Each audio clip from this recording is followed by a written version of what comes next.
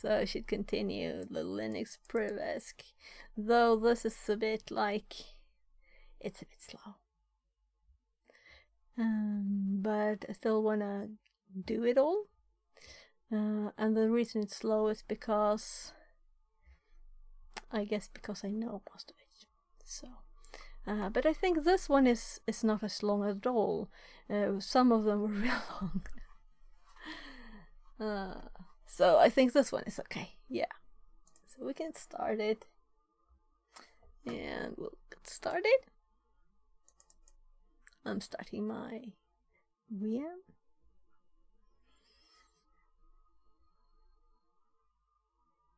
So there. It's starting. Right, so we want to minus this. We are getting an SSH. So we can just SSH to it instead. There. So this is my second stream that is both to YouTube and Twitch. And it's been a very odd stream because most of it I have been cleaning.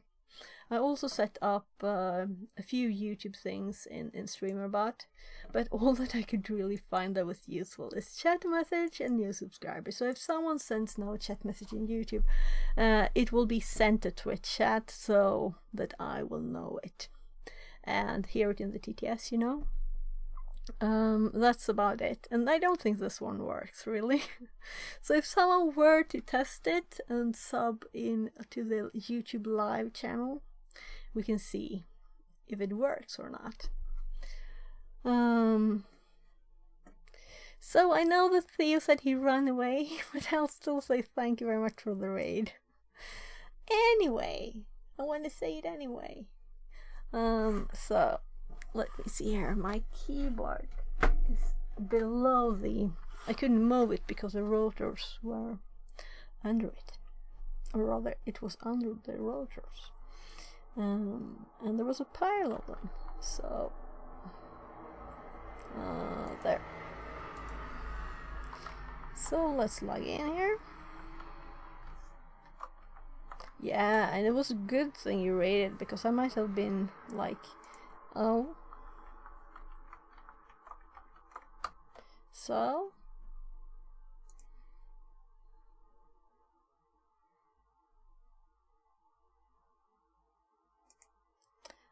Let's start the VPN.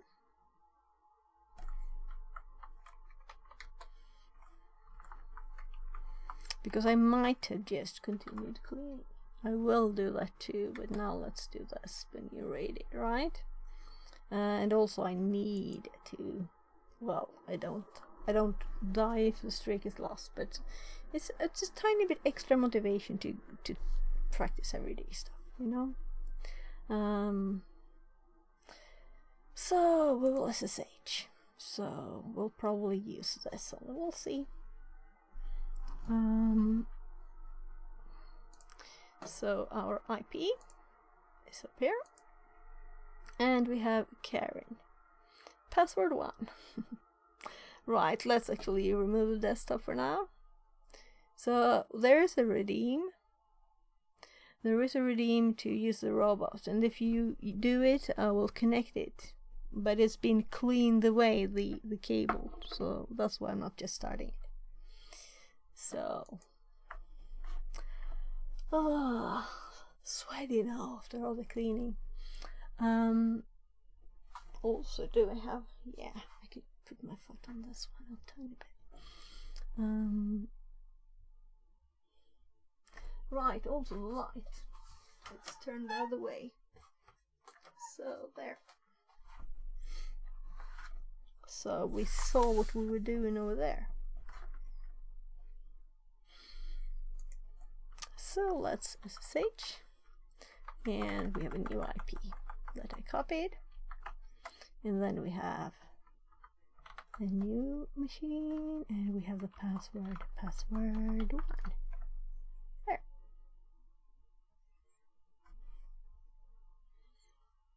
There, so let's read the text. So the next one is sudo. So, just going through all the Linux Privesk stuff here. and making sure that I haven't missed anything in my notes, but sudo L I kind of have. But there might be other stuff here. The sudo command by default allows you to run a program with root privileges. Under some conditions, system administrator may need to give regular users some flexibility on their privileges. For example, a junior stock analyst may need to use Nmap regularly, but would not be cleared for full root access. In this situation, the system administrator can allow this user to only run Nmap with root privileges while keeping its regular privilege level throughout the rest of the system. By the way, can you hear the train passing by on its way? Or this is probably an airplane, right? Can you hear it? Because I have the window open now with the pollen filter. Can you hear the airplane? That's the question. There are also trains and there are cars on the streets. I hope that it's not too noisy.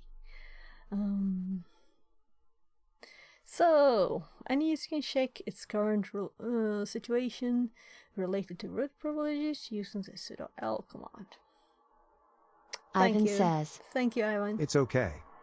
Great. Oh, that's a car. Tell me if it's disturbing you. I could put a filter on, on the mic. So, GTFO bins, GitHub IO is a valuable source that... It's a little noise, but not critical, at least to me. Yeah, okay, great. So, for tomorrow, I will look at it to get a filter. I also know that we can switch to this mic. This might be better, actually. Because I don't think it even notes the fan noise. So these might be more intelligent. So is my audio okay now? Can you hear me good with this? It's just a mic in this thing.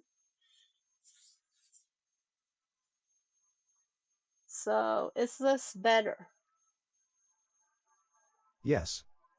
So you can hear me. So now there's another car. Could you hear that?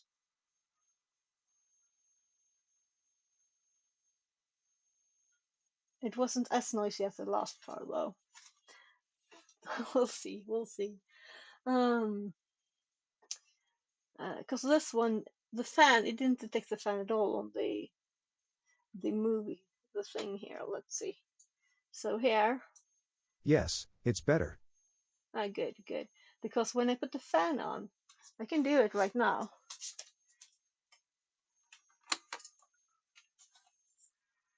So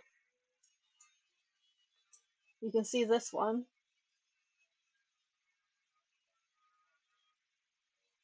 And no fan noise on this one. That looks cool, right?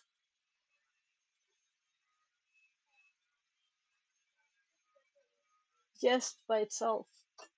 Oh, well, we'll go for this and see. So, no noise. Yeah, so now I can have the fan on again. I was thinking I had to turn the fan on. So it's actually 28.7 only inside now. It started at 30.6, I think, when I put the window open earlier today. And now it's just 15.5 outside, and then it was like 20, I don't know, something, 28, 27, 26.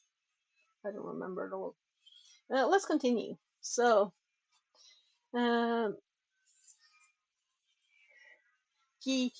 GTFO bins is great, of course. Leverage application functions. Some application will not have a known exploit within this context. Such an application, you may see, is Apache 2 server. In this case, we can use a hack to leak information leveraging a function of the application. As you can see below, Apache 2 has an option that supports loading alternative configuration files, -f, specifically an alternative server config file. So if we look here, F file, and specifically an alternative server config file. So it was exactly that inside. Specify.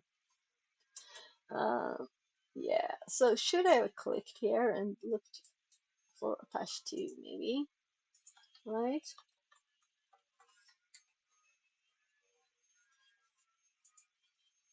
So Apache 2 wasn't really there, right?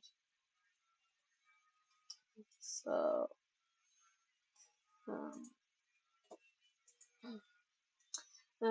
loading the etc shadow file using this option will result in an error message that includes the first line of the etc shadow file. Leverage LD preload. Alright, I've used this. On some systems you may see the LD preload environment option. Yeah. The user may run the following commands on this host. But this is the interesting bit there. So LD preload is a function that allows any program to use shared libraries. This blog post will give you an idea about the capabilities of LD preload. If the key and the keep option is enabled, we can generate a shared library which will be loaded and executed before the program is run. Please note the LD preload option will be ignored if the real user ID is different from the effective user ID.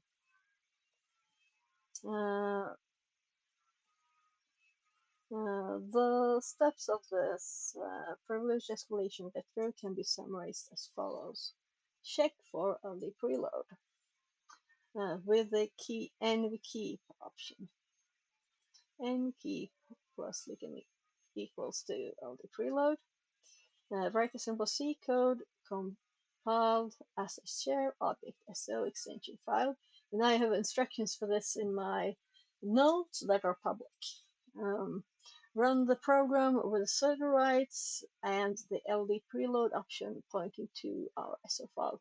So let's get this up. The notes, I don't have them open. So let's open the notes and we can look, because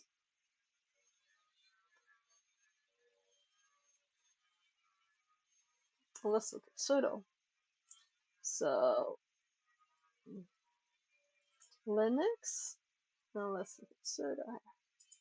So here I have preload, and I also have this simple library that just runs binbash p, and it does, this is how you compile it, right? So that's like all the things. Goaku says, What's the name of the song that plays at the beginning of the stream? It's an AI song, so it doesn't have a name. It's just me playing one of the first tries with Suno. And then all of the others got bad, so I wasn't like, I'm not going to pay for it or anything. So we'll see if they would complain. Because you need to pay for it to be able to use it so you can earn money. But it's just in my waiting. Anyway. It's catchy song. Yeah, it was the best one. I selected the best one of the one. Though I can't change the text, you know? So I would have, it says like calm and collected in the text, in the lyrics, and that was like I said as an instruction for the song to be calm, because I was testing different things, like saying different things. So also it tells me that I will teach you things. Maybe I won't. We'll see. We'll see. So this is the early prelude thing here. So they're talking about the C code was simply spelled on road shell, and they're using the kind of same thing. We could always look at if it's the same. So mine is SSIO times SVLib. So they're the same. Then void init, and they are using set user round reload, and then they're using git set res uid 000. So I think they're using two commands instead of one, doing the same thing. and this one is just doing bin bash, and this one is doing p2. And this is also from TryHackMe, just another room. So the source is the same. Oh well, it's different people making the rooms, obviously, right? So we can save this code as shell C and compile it using GCC into a shared object. And I'm assuming it's kind of the same command here too. GCC fpic shared O no start files. This is in this one too. Then O shell so is their file name, and I'm using TMP. Um, and then they have no start files at the end. Okay, so yeah. So I'm just specifying TMP for the output, and this is the file and in the current directory, and they don't specify paths at all. So we can now use this shared object file when launching any program our user can run with sudo, in our case bash2. Find or almost any of the program we can run with sudo can be used.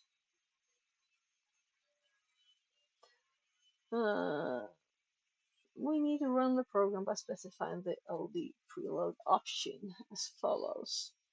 Sudo LD preload. So, and I have this line here too. And in my case, it was more. Apparently, that it was just one in the list, you know. You can do any of the. Let's scroll up here. Any of these. Because it's just at the start. It will load it. So,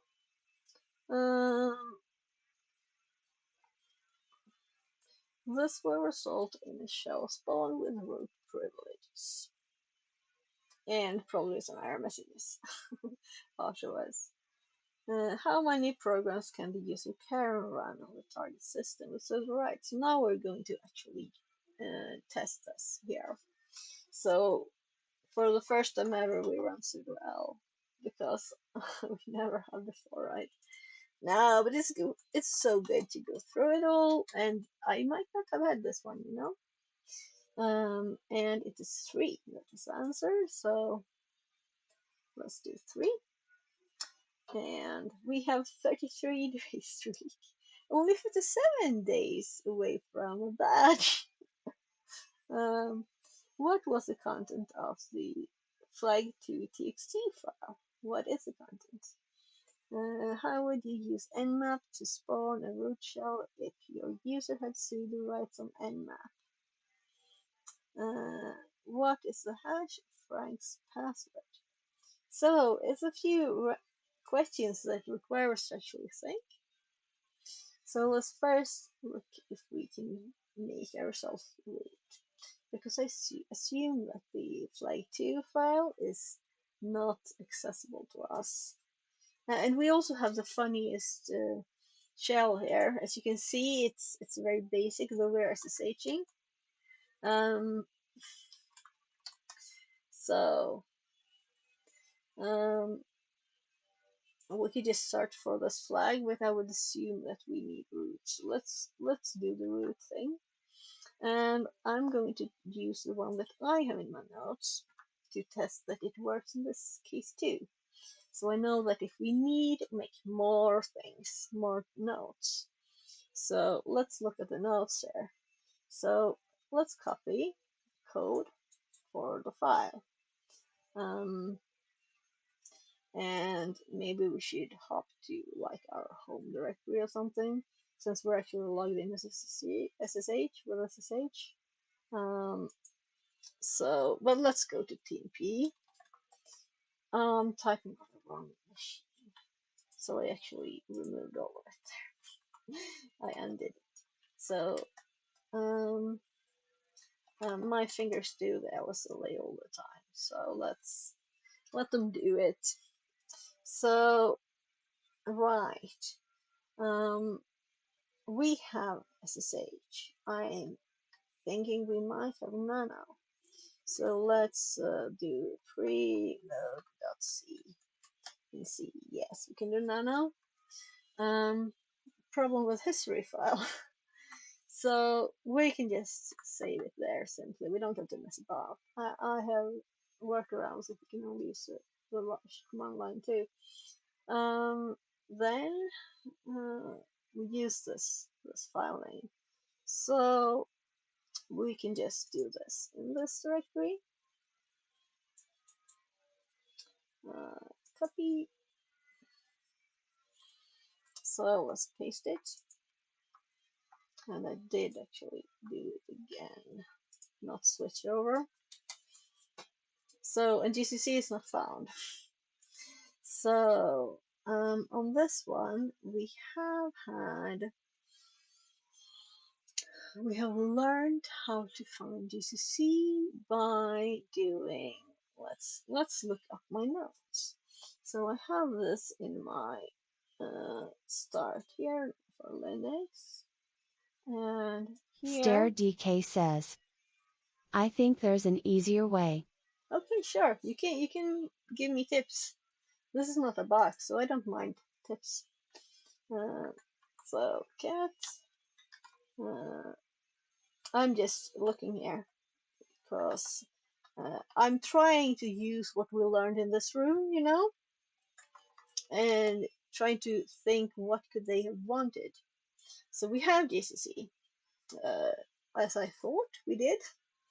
So the question is just where it is then, and how we were You can to run use find it. as root, right? I didn't even read what I could do. I didn't read what I could do. Yeah, so we're probably supposed to use another way. But I was kind of wanting to do this. We could also do nano. The nano way is so easy, I know. You just like type in the prompt and then your root. And you had a find way. Let's do the find way. I did this recently anyway. Let's do the find way. So, yeah. So let's open my browser here. So here, let's go to, I don't remember the icons. I know I have it there though. This one it is, right? So you said fine, because nano I know has an easy one, and apparently I had caps on too.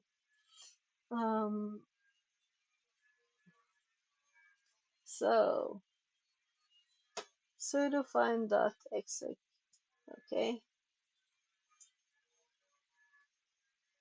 Or I would should like to I see should your do way the too. shell one? I'm not sure how easy that would be. Okay. We can just try this one. You can also do the nano one because it wasn't yesterday I did it. So, but I remember it was just very easy. You could just type like some things in nano. So, I'm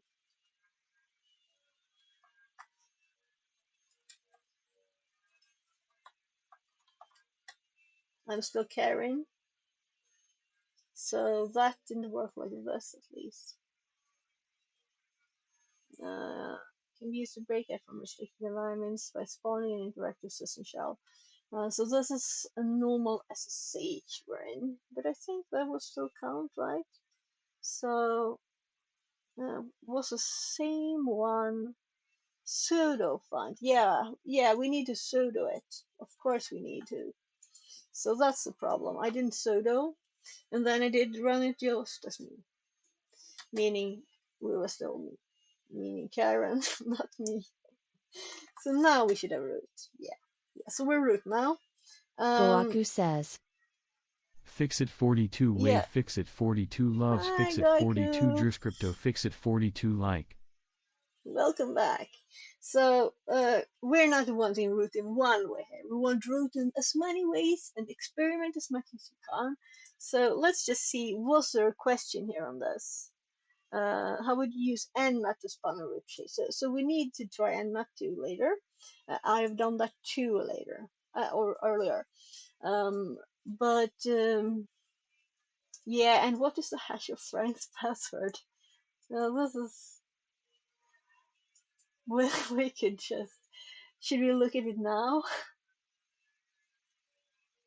We're root, but let's look at that flag too first. So I have other fun things in my notes. So let's use the notes because that's why I have the notes. So I have a fun thing to find files, and I think I have it here. So this is actually to find things in files. We don't need to do that. So I guess finding files is just finding a file. It's very simple. We could just find this, unlike like just finding a file, not anything special. It's not often I do that, but let's do it. So I'm like, have I done that? So we do find, I assume, and then we will do like wherever, and then we will do like type F, and then we'll do like the file name. Is that it? Is that the way? We can try because I'm actually going to look into my notes here anyway because this might help. So find their name. Yeah, right. I should add these kind of things or something here too.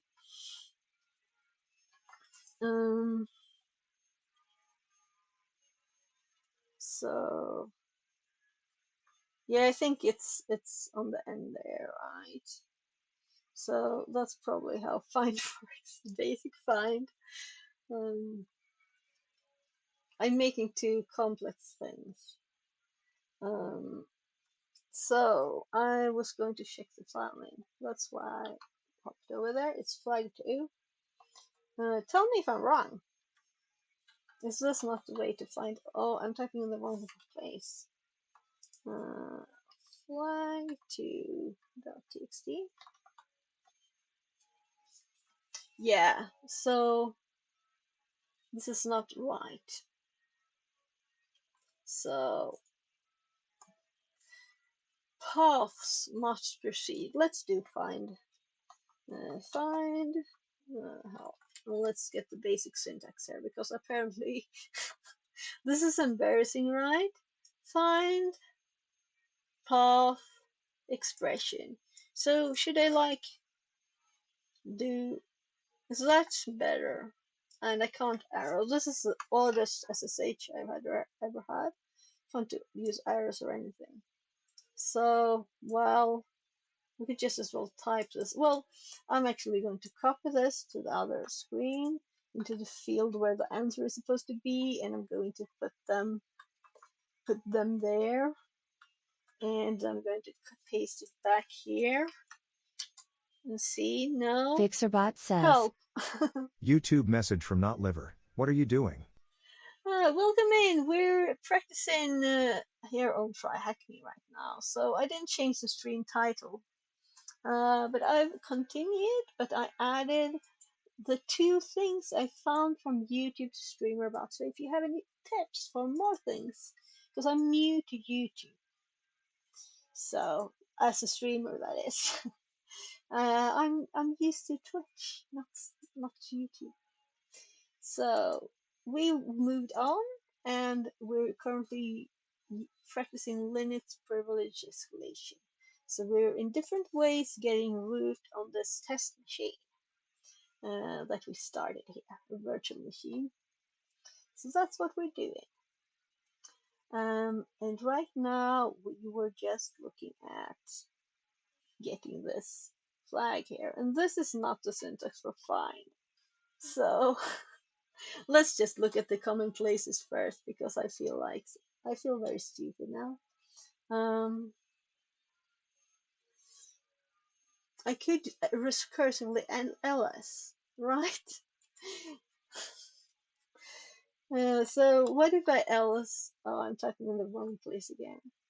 So making it simpler for myself. Let's see, where are we? We're in TMP. Let's not be in TMP. So where are we now? We're on the route. Confirmed. And now let's ls lar and flag2.txt. We just want to list this file. So I might be just, as we say in Sweden, out biking. I don't know if that expression exists. So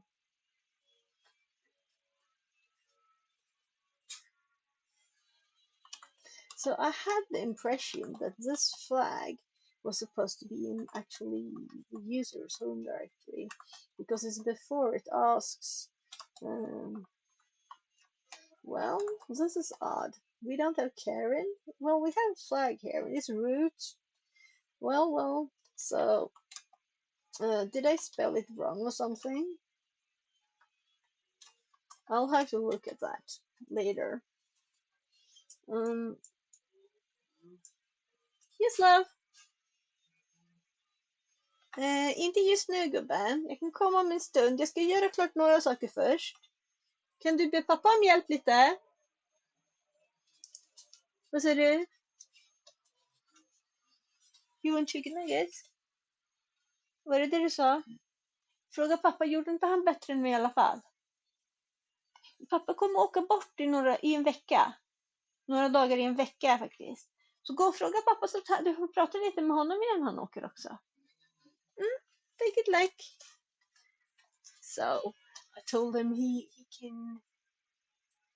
YouTube message from Not Liver. Are you making a Discord bot and adding features to it? Thoughtful face. No, I'm not making a Discord bot. But I'm curious why you thought that. That would be fun to do too. I'm like up for anything. But Time to I move would it, move probably. it. 5 high jumps redeemed. Okay, DK says, sure. I'll do high jumps. Find has a name option you could have used to find the file. Great. Thank you. Name, I recognize that. But let's add it to the notes and let's try it. So let's see here if we could find the file. We don't know what the file is. We go back to the root just to make sure we are in the root and we don't see anything in this prompt. So if we do find again, do I still have it in my paste? No, of course not.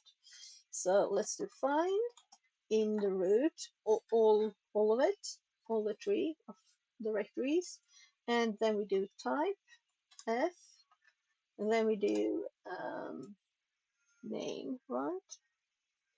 Name, and then we do or just flag2, and now we can actually see what the name is there too, right?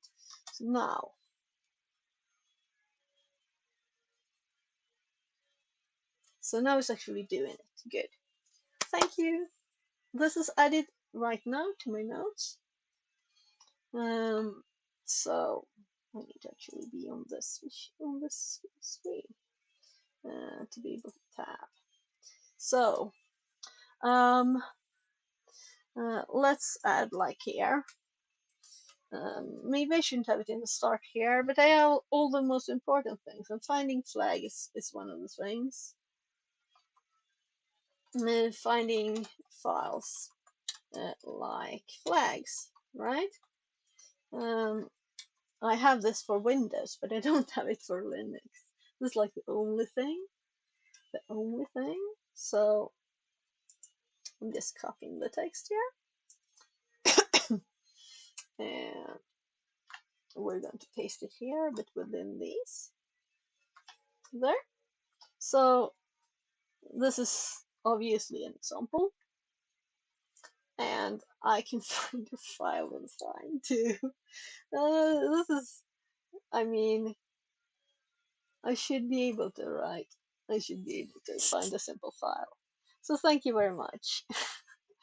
So I shouldn't forget to do the high jumps, right? Go Haku. So I'm going to do jumps. Oh my god, training.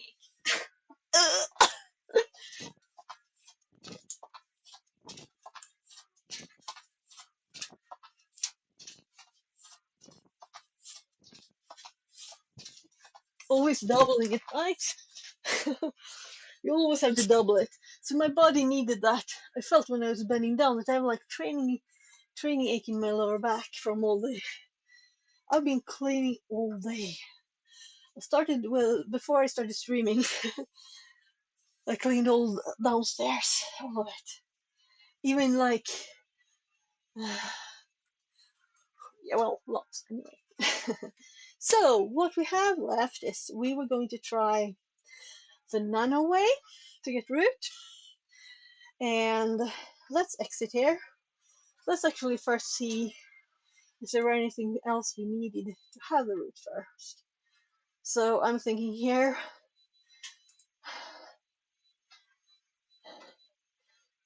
Frank's password. So let's first just look in.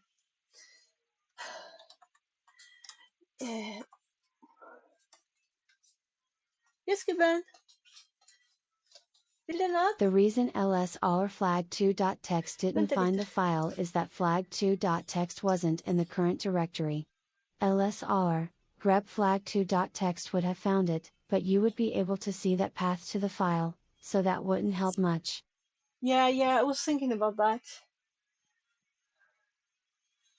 Jag kommer Linus, jag börjar prata med en.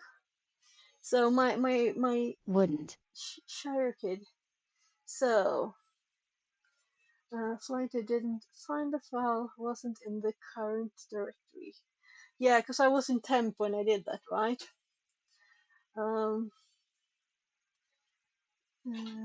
Grep flag wouldn't have found it, but you would have been able to see. Wouldn't have been able to see the path. So how could we work around that? If we wanted to use ls to list the full path of the file, is there an option to ls to do that? I'll go just talk to my kid. I'll be right back. So älskling. Yes. There is a certain time you need to turn off your stream. It's too late. Tycker du det? Yes. Way too late. Jag frågade om ni ville se en film med mig, då hade jag stängt av direkt. Men nu håller jag på att fixa lite saker och så hade jag en raid. Precis. Okej, älskling. Imorgon kommer inte jag att göra någonting alls med det. Och inte på lördag heller. Ingen lördag och söndag. Vet du. Jag streamar inte på helgen. Då gör jag tid bara med det hela tiden. Okej? Mhm. Så vi kan göra en massa roliga saker. Och jag har frågat dig flera gånger om du vill göra någonting med. Då hade jag stoppat streama direkt. Förstår du? Mhm. Men just nu så ska jag fortsätta lite still till och göra klart det jag håller på med. Okej? Så hela helgen domar du alltid utan streaming. Okej? Jag streamar inget på helgen. Okej?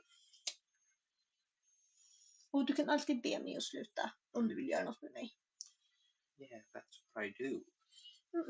Fast inte. Nu ska du sova. LS might have an option for it, but to be honest it's easier to just use find.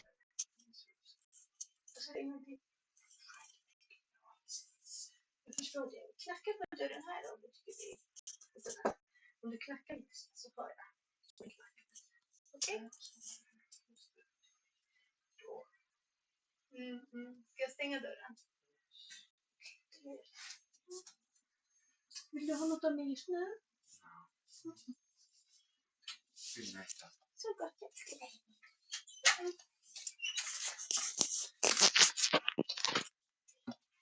So I just asked him if he wanted to do something with me before, and I suggested we should watch a movie with the family and everything. He was just no, I'm busy with my computer. So and I told him I don't stream. You can just tell me anytime if you want to do something with me. I will stop streaming. So, but now he's going to bed. So I will continue. So let's see what your message was here. So I'm actually going to make that one a tiny bit smaller, which is the YouTube chat. I scroll this thing? It's very odd.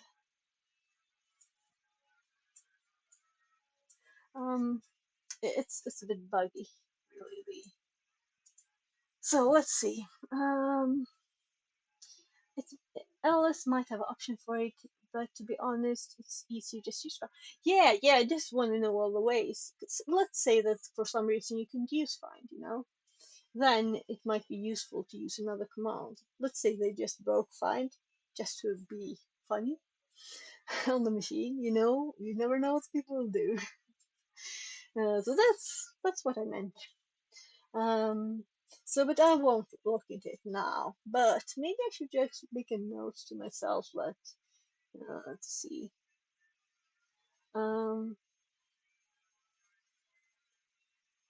Yeah, I guess find is a thing to find things, right?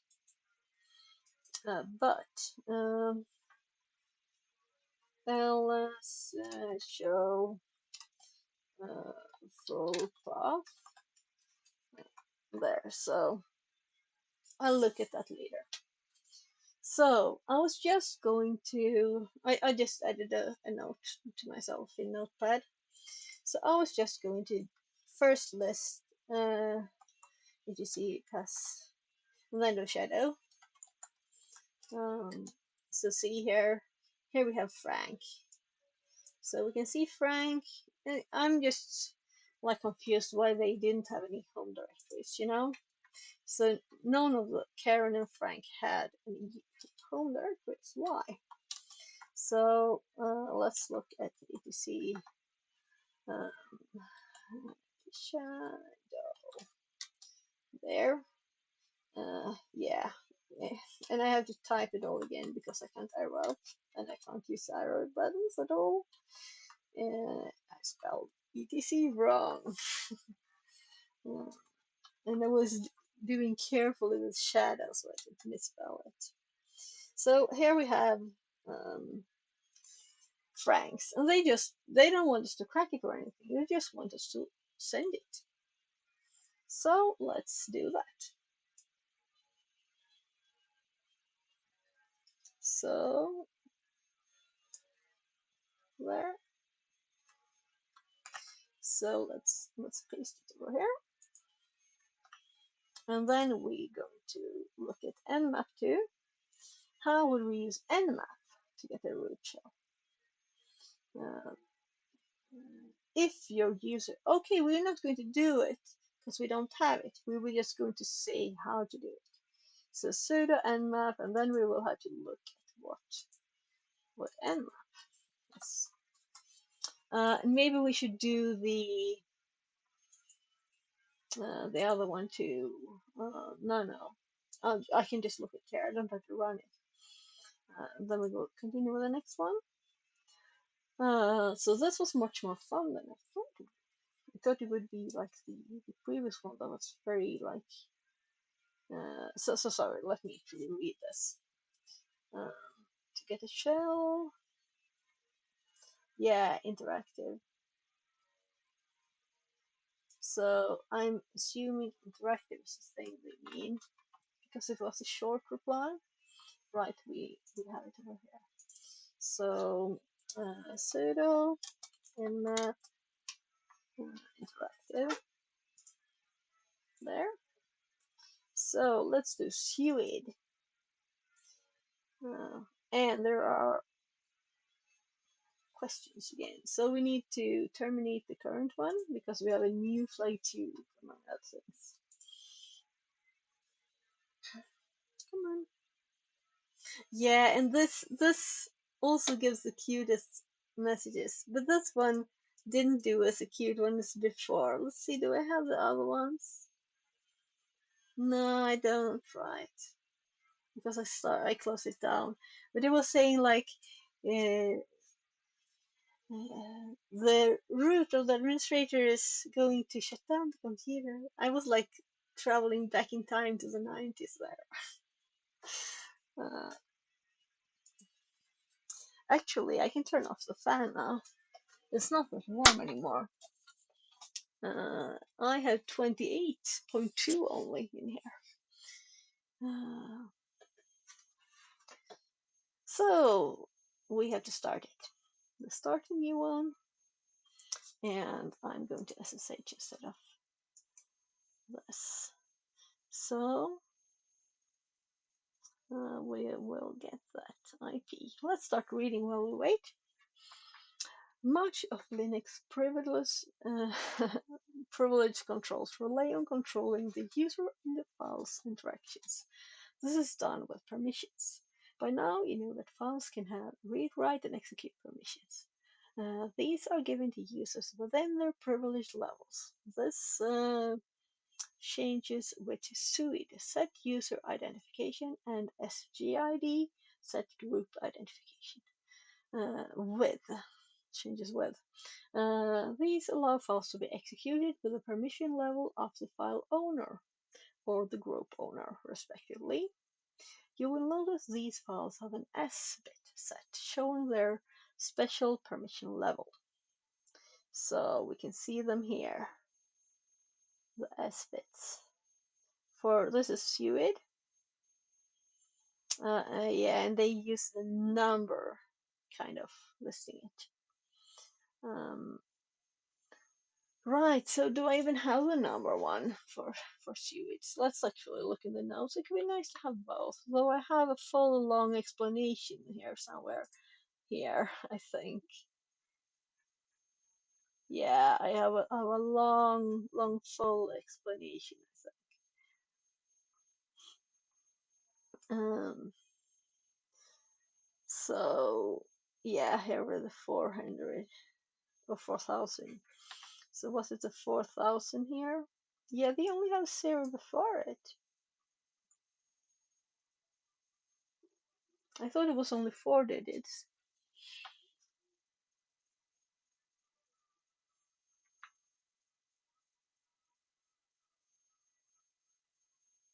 And I have SUID or SGID. So there were no groups. Or am I blind? Yeah, there are. There are here. There. So just making sure that I have all the facts already noted, so I don't have to make additions to my notes. I don't want to miss anything. That's why we're doing this. A good practice would be to compare executables on this list with GTFO bins. Clicking on the SUID button will filter binaries known to be exploitable. Okay.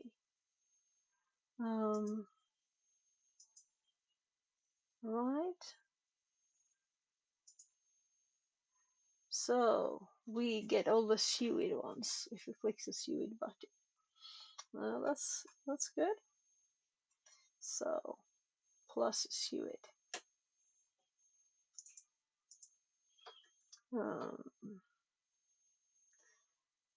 Be known to be exploitable when the SUID bit is set. You can also use this link for a precompiled list. The list above shows that Nano has the SUID bit set. Unfortunately, GTFO bins does not provide us with an easy win. Typical to real-life privilege escalation, we will need to find intermediate steps that will help us leverage whatever minuscule finding we have. No, the touch VM has another binary with SUID, other than Nano. The SUID bit set for Nano text editor allows us to create, edit, and read files using the file owner's privilege. Nano is owned by root, which probably means that we can read and edit files with a higher privilege level than our current user has. At this stage, we have 2 basic options for privilege escalation. Reading the I was just thinking, then we can just add a user. Reading the is shadow file or adding our user to it, etc password. Yeah, and this would be so much easier. Below are simple steps using both vectors. Reading the etc shadow file. We see that the Nano text editor has a SUID bit set by running the find type f perm 0 4000 ls to null command. And then a shadow will print the contents of the shadow file. We will now use Unshadow tool to create file created by John the Ripper.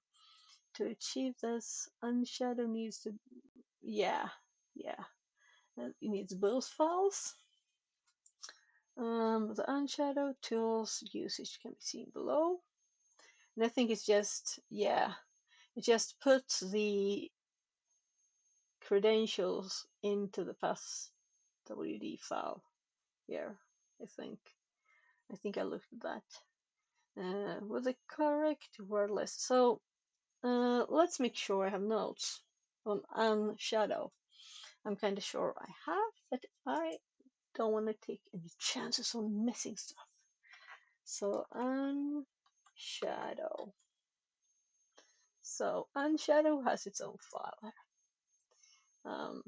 Will help examples and how to do it. So I have notes already, or rather, I guess whatever, so many options here. We can close the pseudo. Maybe I should have finished that, right? I didn't.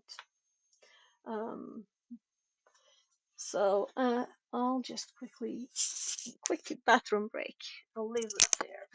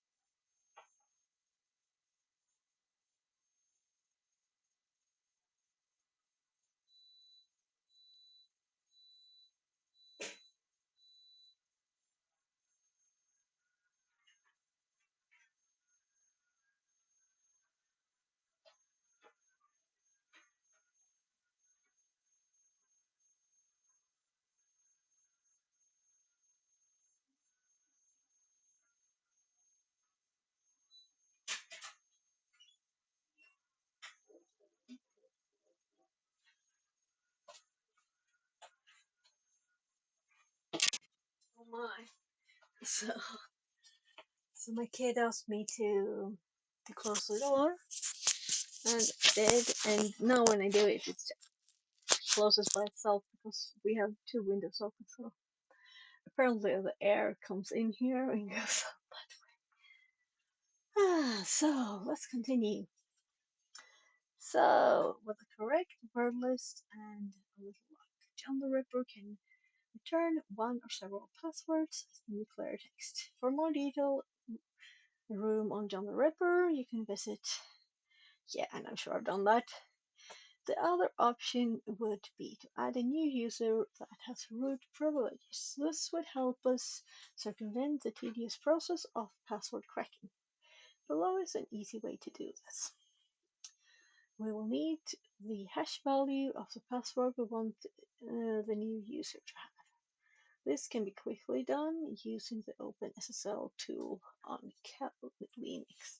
And I'm thinking that let's make sure that I have this in my notes too, right? Because that's the whole reason to do these where I think I kind of know the things, right? So what should I look for? So we could always search for OpenSSL.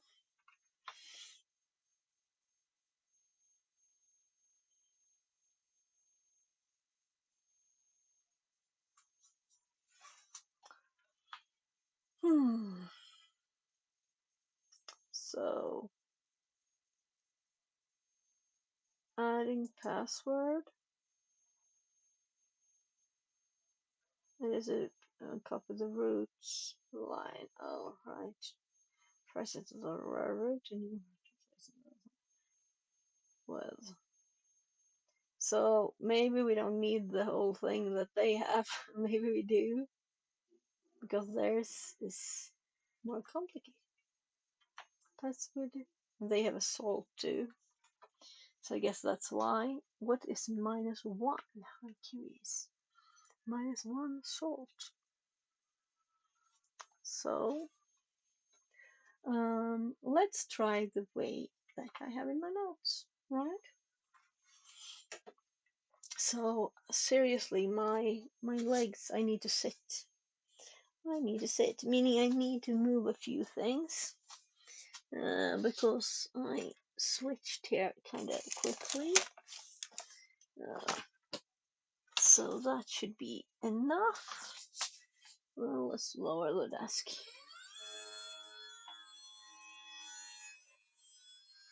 Just want to make sure that I have all the things there. So, oh, what fell? I have no clue. Oh, an empty box. Oh, it was a box within Dimas. There. So this one fell. But I don't know where it was. Yeah, it was probably right there on the chair. So, just one laptop, 2 on there.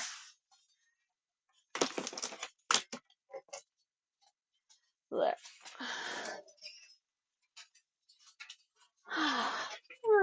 So my legs are kind of tired now because I've been standing all day. So, there. I think this is okay. So,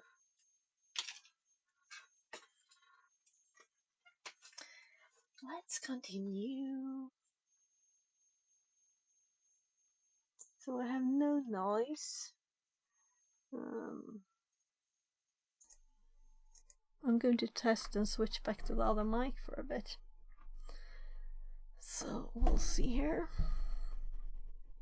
If this one really is as good, then I can just throw the other one out though.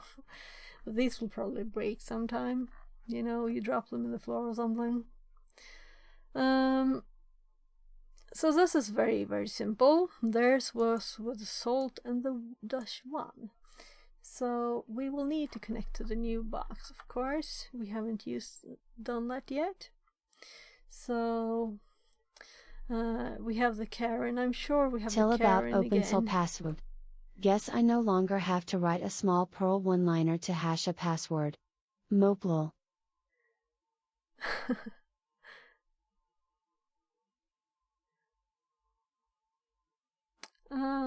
So you had a long one there. What? Oh well, it's always nice when you. That's why you do these rooms that might not be very advanced anyway, because you might get some tricks. But maybe mine works and is shorter than theirs even. We'll see. I can add the other one there to mine too, so that we know that both works. So let's just now I can finally arrow up, you know. 174.122. So yes, password. I almost typed password. 1. So, and as always, we're in root when we log in here for some reason. So I was going to go to my notes, and I think I copied it, but I'm going to copy it. Well, if we want the new password here to be the password at least, right? sorry, we don't have to do this on the box, of course. We'll try it though. Why not? Why not? Even though it's this funny box. Oh, I couldn't copy and paste there. Well, I can type open SSL pass wdo. By the way, I'm curious to see your Perl thingy. So let's do password there. Very advanced password. So we have the password.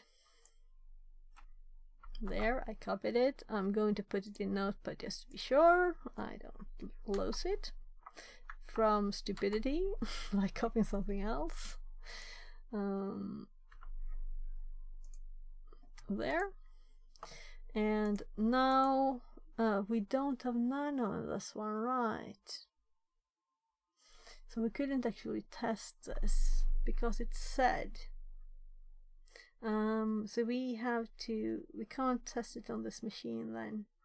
We would have to get root and make ourselves have the permissions. So let's actually look here. This is a bit sad, you know, when you want to try stuff and you can't because you will have other permissions. So let's go down. So we can't try this.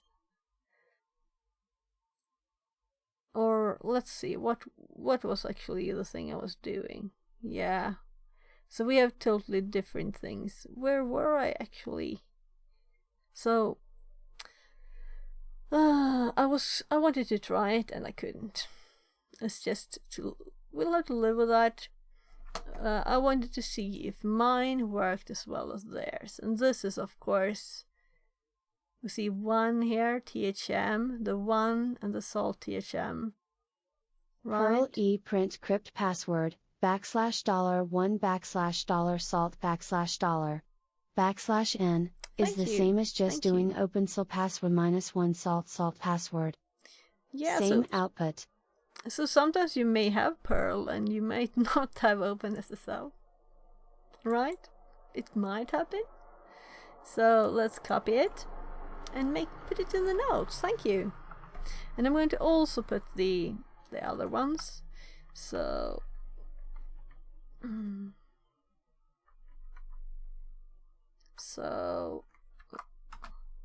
there.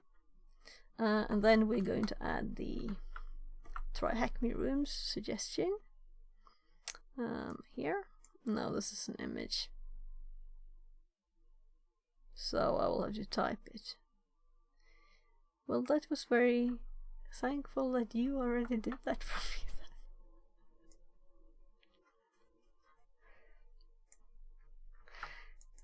You saved me typing too, and you gave me new things to add. So same. So Perl E print crypt password. Salt,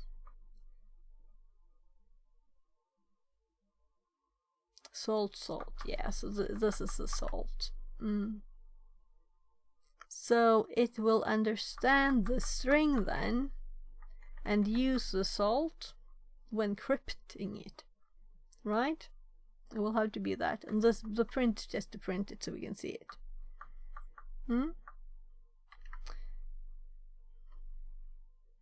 So does the one mean anything? It must mean something. It's a type of it must be the type, right? $1 is the same as OpenSL password -1. The way to hash the password. Yeah. So it must be the type of hash. That's what I meant. But what does one mean? I guess I can just look. Let's run it. April 1, -5, -6 are other options. So man OpenSL password. Yeah. But I'll do this. Let's see. If we run this, we get one that we can actually send on to, if we copy this, and then I'm going to look at, let's see, I think I have something here, or maybe it's under more. Yeah, I think it's under more. So hash type identifier. And if I click, just paste this one here.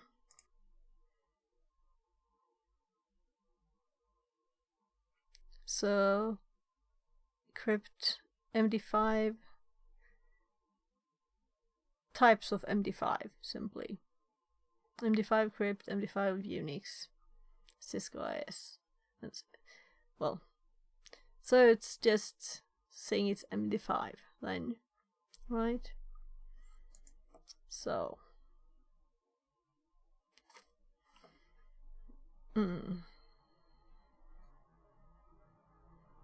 so let's just accept that I can't test it because I said that it's not the one. But we would just add it there instead of the X, and we would have it. Once our you're on the right screen, good. Once our user is added, please note how root bin bash was used to provide a root shell. I'm just checking the parentheses there. We will need to switch to this user and hopefully should have root privileges. So hacker, they called it hacker. Now it's your turn to use the skills you were just taught to find a vulnerable binary.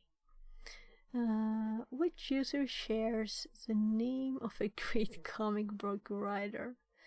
What is the password of user 2? What is the content of the flag3 file? So we can't use these that we made, and I can delete it from my notepad because they told us not that.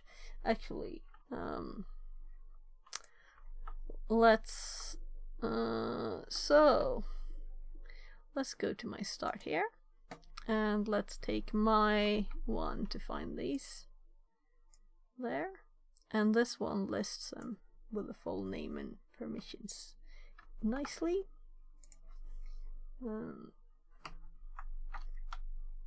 So we can see all of the things at once.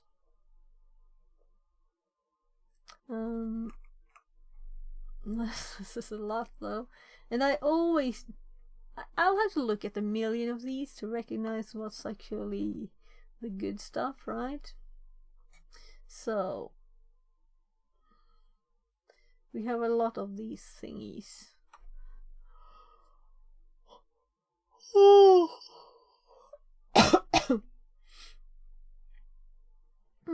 So, but some always have it, like sudo, of course. Well, I guess it's not, of course.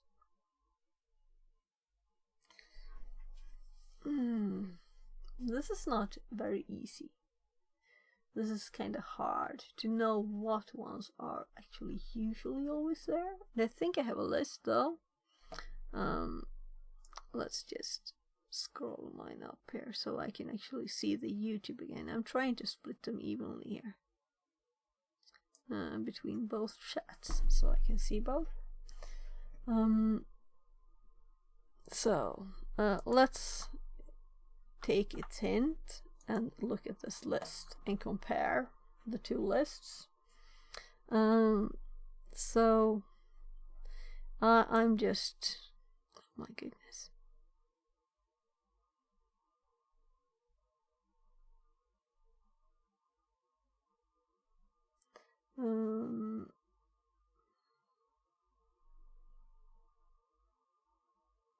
I could also search, of course,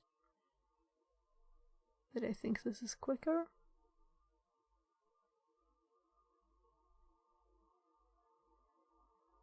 So maybe I should do them in some kind of order.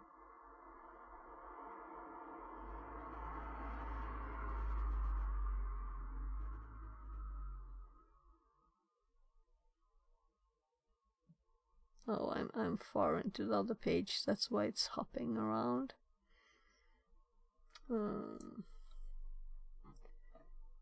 Maybe it's like always the last one. There were more. So where were I really? Here, I think. So I'm scrolling the list. Oh, sorry, I can't show both screens at once. So XP. And then the next one is SSH agent, sounds like.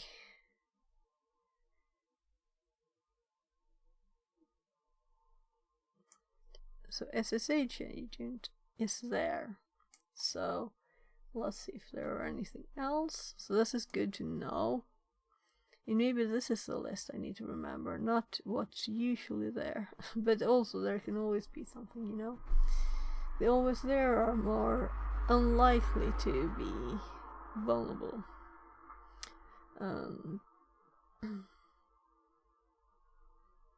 So I'm thinking umount is kind of like something that is very logical. The find command you ran, runs ls on each file. If you replace / with plus in the command, find will try to run ls on multiple files at the same time. That can give a nicer output with more readable columns. But I think it's good like it is. What do you mean? What should I? So let's look at it. So if I were to replace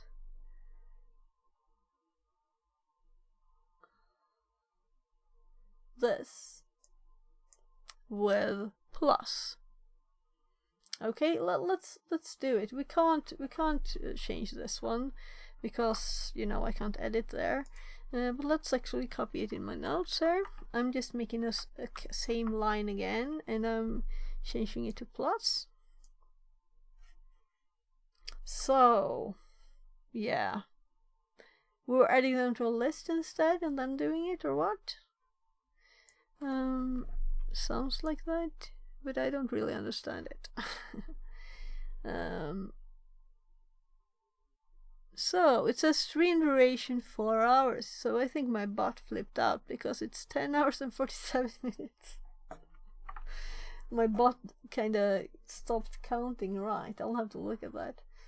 So if we paste, oh right, I pasted it in the wrong place. Paste it. Oh no, I got the characters there too. There, so now. Okay, so you mean, yeah, it's listed in this way.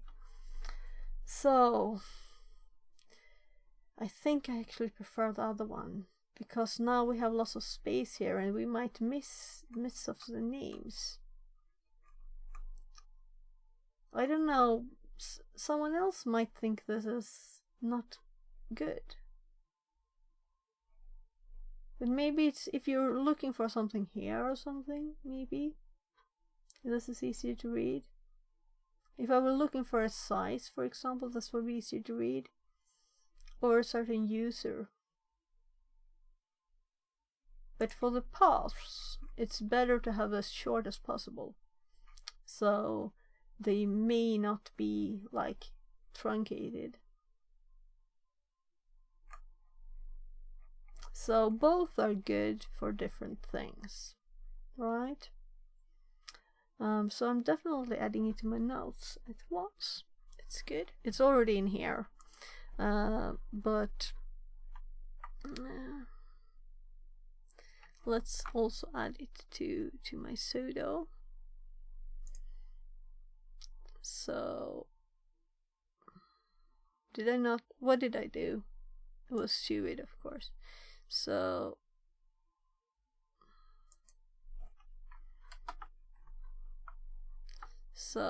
this one,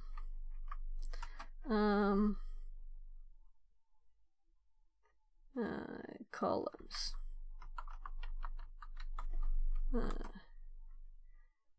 Shorter. Okay.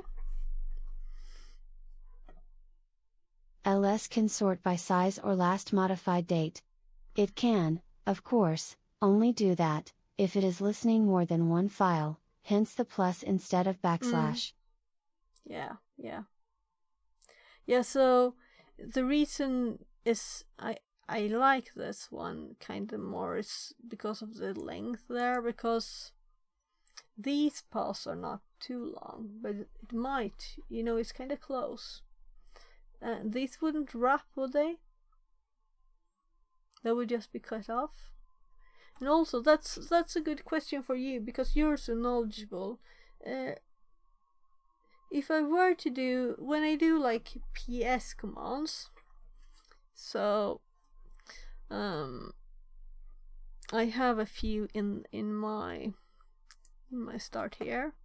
So I was messing about with them and adding to the notes too much stuff, and the tree style here, it goes longer, and my normal one would be PSOX. You can't see anything, so if we were to do on this machine here PX AUX it's cut off, Is there a way to make it wrap if you wanted all the information? So if I were to do PSAX, then we would see like much more of the commands, right? So this is better to see more of the things. This might be very interesting to see. And is there an even shorter way to make it show all the things? And or maybe this is cutting stuff too compared to this one. This one shows the same number of lines, I think all the things are in both. It's just the information, the user information. To me it seems like more than that. So both have the PID. An easy way might be to do PSO, cat. A bit of cheating, but it should work. Okay. So infinite lines. Okay, thank you. Let's try. So let's do PS aux and pipe it to cat.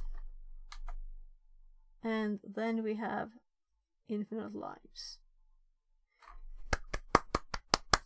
You did it. Thank you very much. Because we might lose that information. It's not a pretty table. I don't care. I just want the information. Right? It doesn't have to be pretty. We just want the information. So very, very nice of you to give me the trick. So I can like delete this one, right? So this is this room's fault. It taught me the tree style, and I like that, but it kind of, we should have it added to this one. Now we don't have to care. We can do whatever we want here. So PS, let's do all the things here. AUX, and then we do F. Is there anything else? I think there was something else. J, they do J too. I don't remember what J is.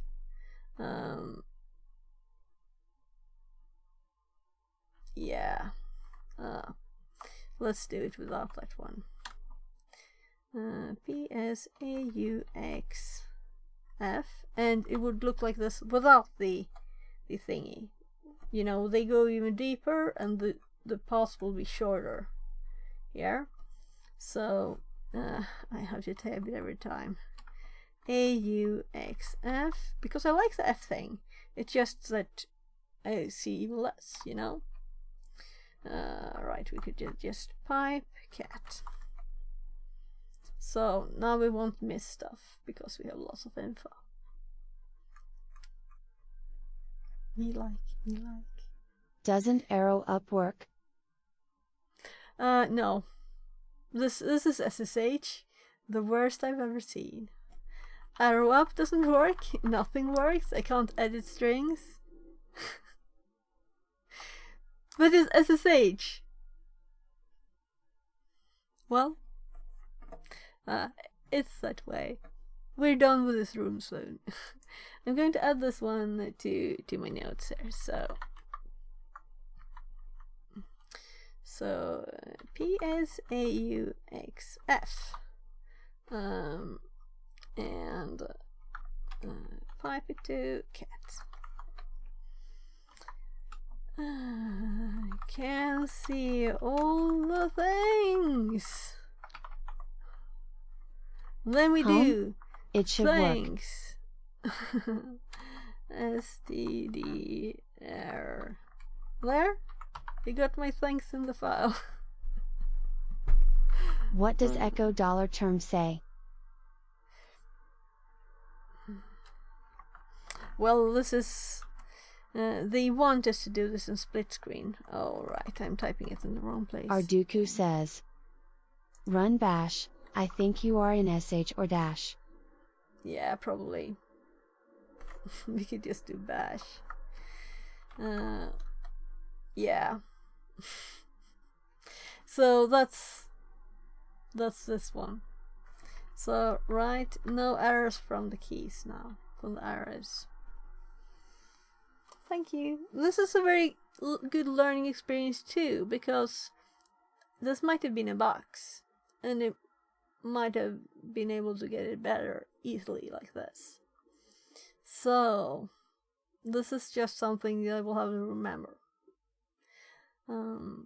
But I just was like researching the other day the difference between bash or like bash and sh, and actually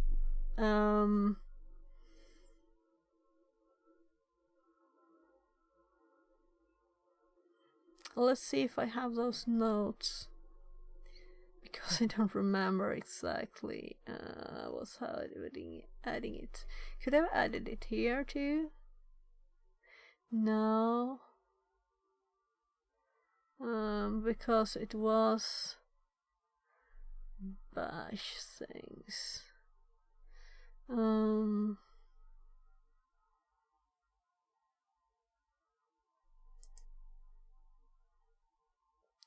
So this is kinda it, because yeah. So when you do OS system, you go to that, right?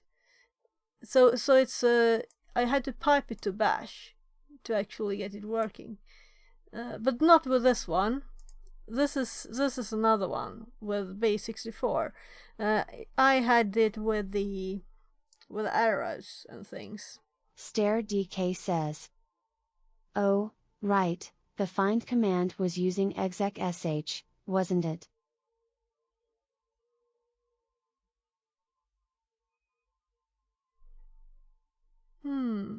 Let's look. So exec ls. This one. So it's ls. It's not sh. The one you used to become root. Okay, no, but it was like this from the start. So I had this shell when I SSH'd. So let's show you. So I wasn't surprised, that it was the same. So we go straight to the tiny one, and I have to check pvd to get the directory just when we land in the SSH. But I'm sure probably it was using, yeah, this was using that too. But this is a lost machine, so we stopped it and we're not rooted now. This was a lost box in the examples. So that was the sudo one. So now we haven't gotten root yet, we're just looking at what commands could possibly be there. I just thought of this thing with the length of the lines, because I had this problem So when you were showing me the better listing there, with plus, and they became longer. So we could also do the same thing there. So if we have problem with length ever of lines, we have a solution now. So I should probably do this as my like common Linux notes, like overflowing output fix. Just pipe it to cat, right?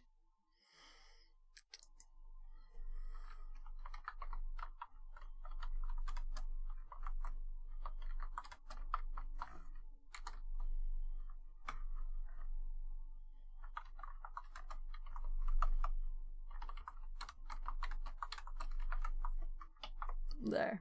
So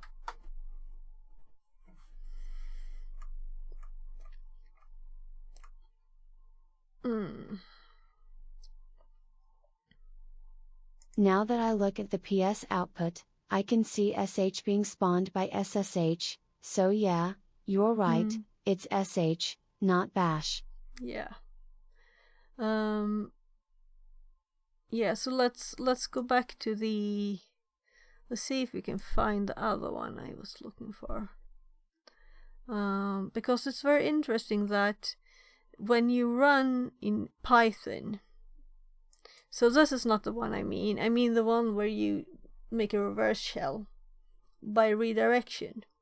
And apparently SH, which is linked to dash, doesn't do this. Because it's a too simple shell. I can't handle them. So I had to pipe it to bash. Like the base 64 bit, but just pipe it to bash. So maybe I should add just a normal one here too. So let's actually search for pipe bash, because I wanted to find that one. Yeah, it was when I was doing the Valley one, but here I have it too. So I added the note here. So this didn't work, right? I had to pipe it to bash because OS system runs dash too, so it can't handle these. So it doesn't work. And that was good knowledge for me to know. And I had to look what was actually... I don't know what's actually run here, because I didn't look at that, but yes, that seems to be the logical thing. /TCP/ is a bash thing. Yeah, exactly. So we have to do bash for this. But I would have guessed that this would run bash, because it's kind of like the default in my brain. But apparently it doesn't.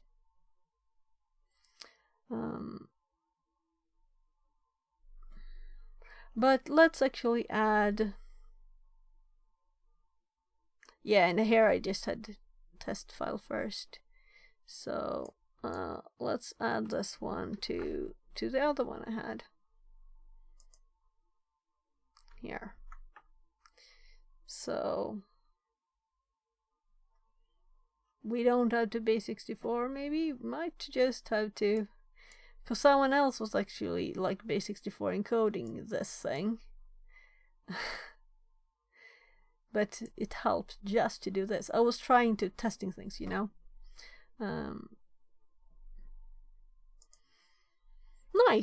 Nice. All learning, it's great. So let's actually continue with the room before it's midnight. It's just 25 past already, you know.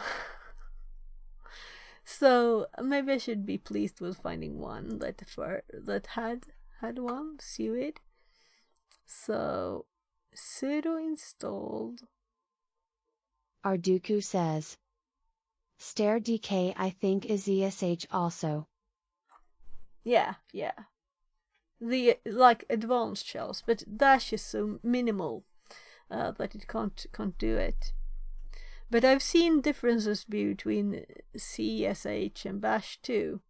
That some things... I had bash on my... I installed WSH too because of space. I'll have to get rid of all of the stream downloads, you know, all my own streams and that stuff. So yeah. So, and hi Arctic. Welcome back, as always. So let's look at this one here now then. So we know that we can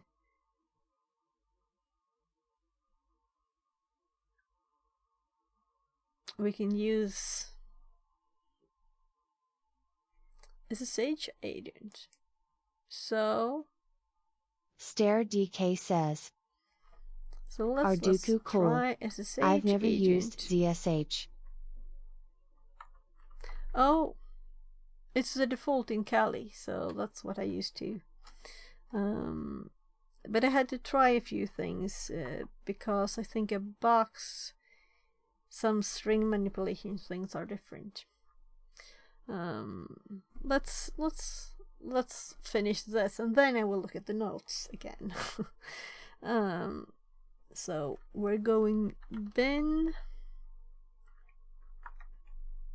p. This is what it says. It GTFO bins. SSH agent, though they installed it first. I'm assuming it's installed and that it's in path. So no, right? Let's run the command again because it was so long ago now. So I'm going back to the notes and we're going to list them again. We can do the listing because it fit, right? Oh, and I should also like add the pipe to cat to all my commands that have long output. So let's just like add. This one is better when we can pipe to cat. So let's add pipe to cat here. And let's copy it. And I'm just moving my switch screen thingy back closer here. And then let's paste it here and look at all the things. And nothing overflows, so now we also can easier read the paths and see which ones are in the same directory, right? That's better. So the one that I was going to look at was SSH agent because that's the first one in the list I read that did exist in the GTFO bins. I think I said the wrong letters, right? Directory. And what it said, let's see here. It said to let's actually read the text. I just tested this without doing any reading. If the binary has a sudo bit set, it does not drop the elevated privilege and may be abused to access the file system. Escalate or maintain privilege access as a sudo backdoor. Arduku says, for ls, you can use LH to get list and human readable size. Oh yeah, I think that's not human readable. Stare this is DK human says, readable. LOL, ZSH isn't even installed on my Kali box. But how I install Linux is not how others install Linux. Okay. Interested. You have to teach me stuff. More stuff here. Let me read this, even though it's probably just a repetition. If it is used to run SHP, omit the P. An argument on systems like Debian. Okay. So we should omit the P here, because we're Debian-ish. That allow the default SH shell to run with sudo privileges. Okay, maybe nothing, I don't know. This example creates a local sudo copy of the binary and runs it. Fixerbot says, Welcome in. New follower Effigiofan avatar. Less than 3. It to maintain elevated privileges, to interact with an existing sewage binary, skip the first command and run the program using its original path. Yeah, so this installs it first. With sudo. So I'm assuming it exists.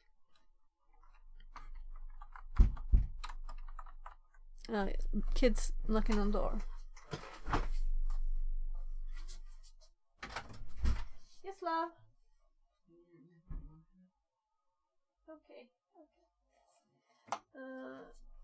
I'll be right back. I'll just get my kids some water.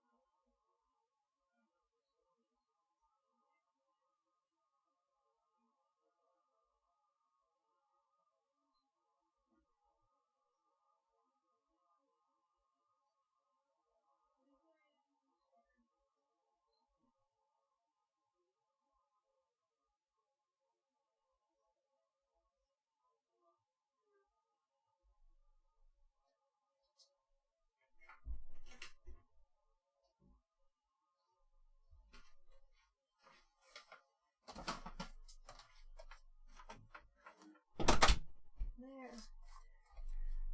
So, I spoke a bit to my hubby too. He's going to country house tomorrow in the morning, so I don't know if he'll do it early. But he said he'll probably need help. Stare DK says. Stretch was Debian 9, we're at 12 now. Yeah. You're probably not going to see Stretch in the wild anymore. Hopefully. Okay, so less than or equal to. Okay. So it's for old systems, in other words. Thank you, because I didn't know that. So now I know this is the old version. Thanks. I should probably have Googled that. I was mostly reading this. Systems like Debian, you know. But I know that we need P. If we start like bash to keep the seaweed.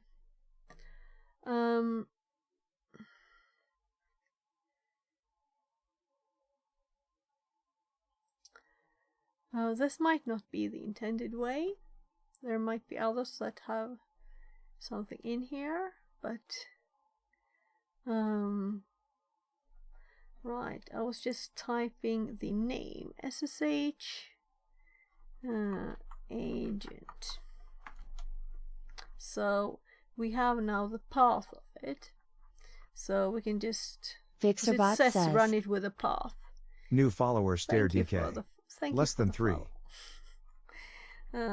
follow. And thank you very much for all the knowledge so far. You helped a lot. So I'll actually lower my desk a bit. It feels like I'm leaning back more.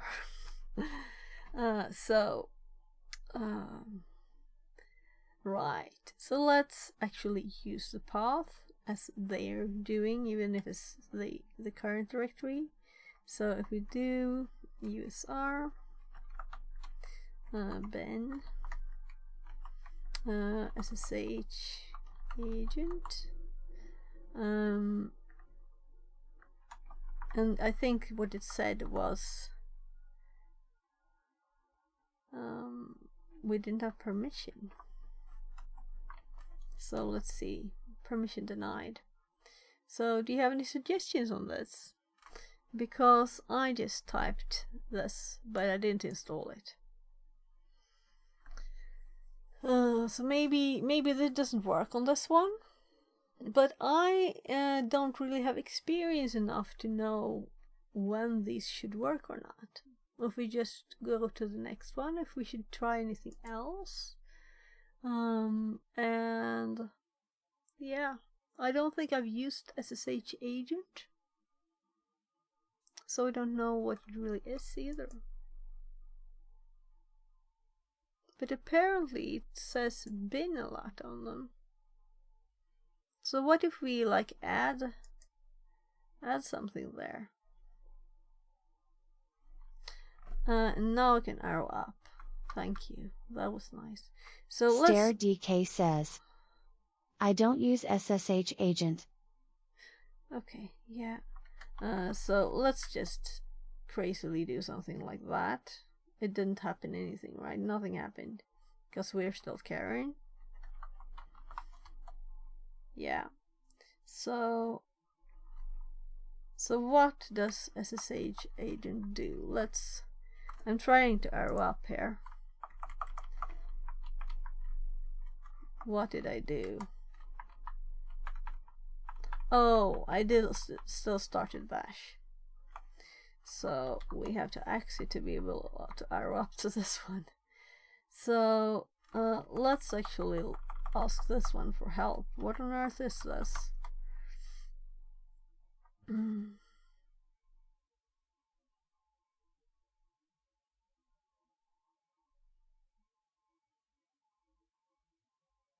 So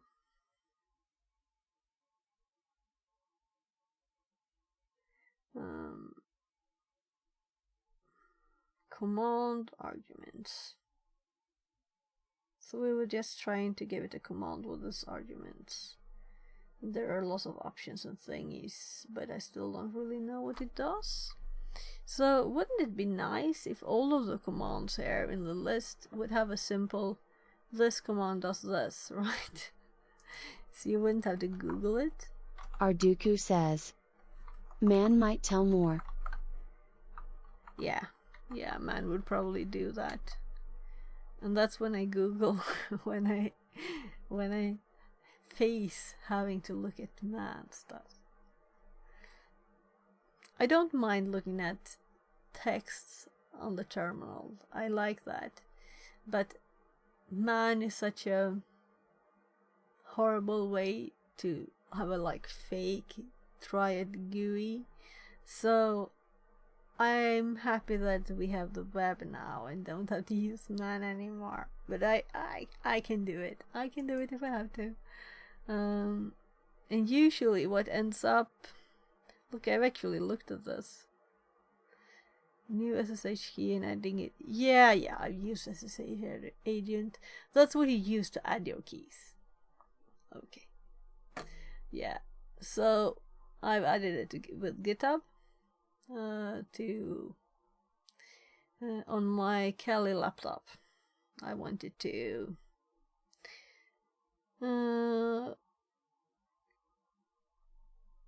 upload the repo and I couldn't. So I had to do that. So key manager for SSH. That's what it is. And I have used it. I just forgot. So you just add your key. Here you make the key and then you add it. Yeah, so you first start the service and then you add the key you just made. So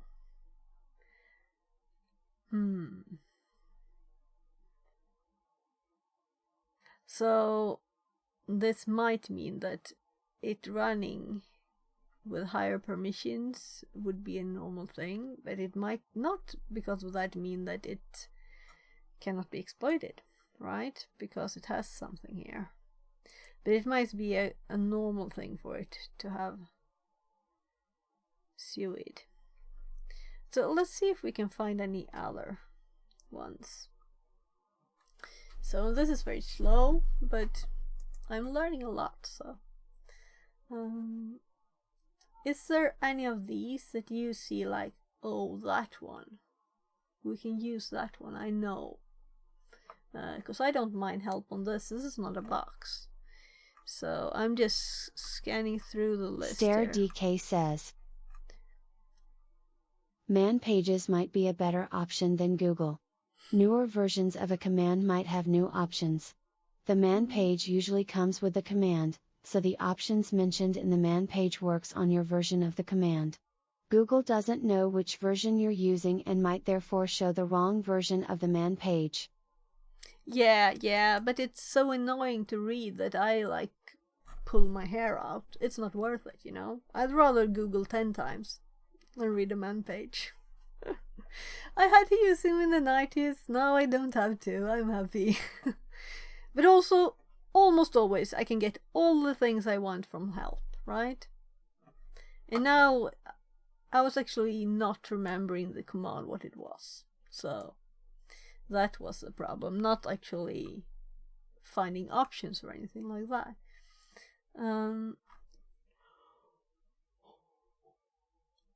But you have a point. So if you would fail to Google, then you can look at the man page. Arduku says, what is wall in that list? Sorry, was I scrolling away from what I really wanted to have up there? Yes, I was. I was just going to start Google searching here. So instead of actually looking through the list, wall is not in the list. U-mount is not in the list. Let's try one we know is there. SSH agent. No, we can't search like this because we can't find it anyway. So what if we do it before? SSH agent. So it has to be before. That's annoying. So wall is still not there. I did U-mount. Well, su, I assume is not here in sudo, because they must be always, you know. New grp sounds like an odd thing to exploit. User mount, the funniest looking name. So X Piri. I think I actually looked for these already. CHSH. That. Stare DK says, why was base 64 in the list? Base 64 shouldn't need special permissions. Thank you. That's probably it then, right? Base 64. Why didn't I look at that first? So that's because I didn't read from the start. I just read randomly whatever looked like something I had not already looked at.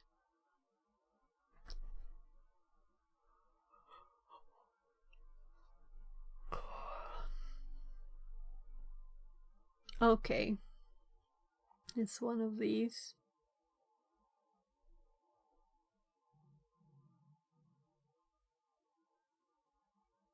So we can read files. So it's just reading files by decoding them right? Encoding and decoding them. So they did talk in the room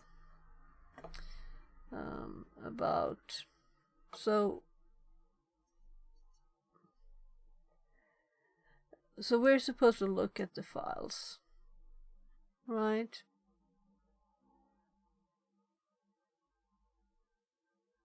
A password, a username.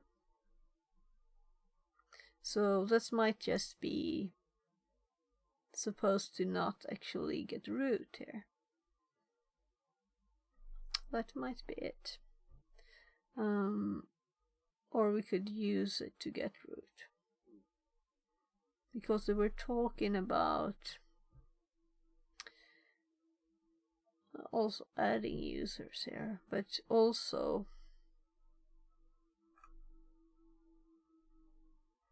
I'm sure they were talking about, yeah, reading the files and adding them together. Yeah, so I just did it recently, but we can do it, of course. So the unshadow thing. So if we read both of these files, we can use Jan to see what stuff we get. We will also be able to first answer the question here for, if you know a great comic book writer, I will have a problem here, right? I don't know any comic book writers at all. I don't even know one. But it'll probably be obvious, right? Some kind of name that's easy to see. So, okay, we can read files. So let's do that with base64. So, looking at this, Arduku says, try Frank. Frank is the author. So I wanna find it, but we had Frank just a bit ago, so Frank is probably in there in the list. So let's actually look at this bigger. Why did I have it so tiny? Sorry. So here we have the file to read, and then we have this, you know? So is there a way around this to make this one line? How would you do that? Can you do that? I know I have tried before. I don't remember if I did it or not. And it's almost 1 a.m. But I don't want to stop. I'm having fun, but I'm also tired. Oh.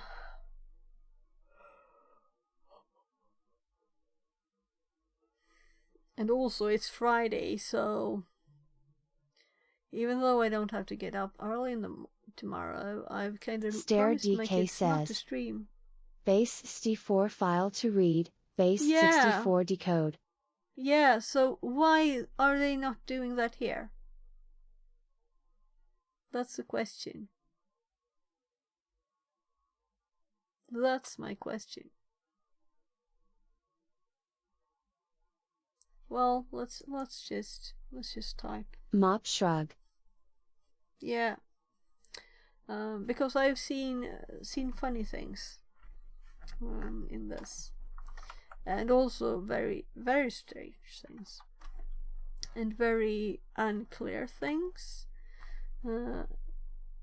So that's why we have notes, right? So, alright, sorry. So let's start with etc. Right, and now we can arrow up later. I don't have to retype things. Pass WD and base64. Well, D. Why complicate things? Right. Base64, base64, D. And we have it there.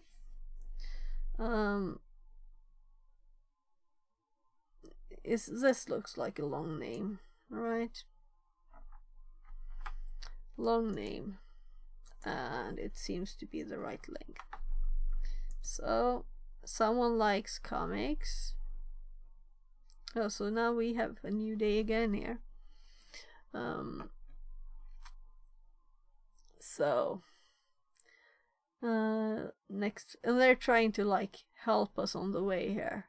First get this file, then get this file. Oh, so what do you do then? I guess I will copy this.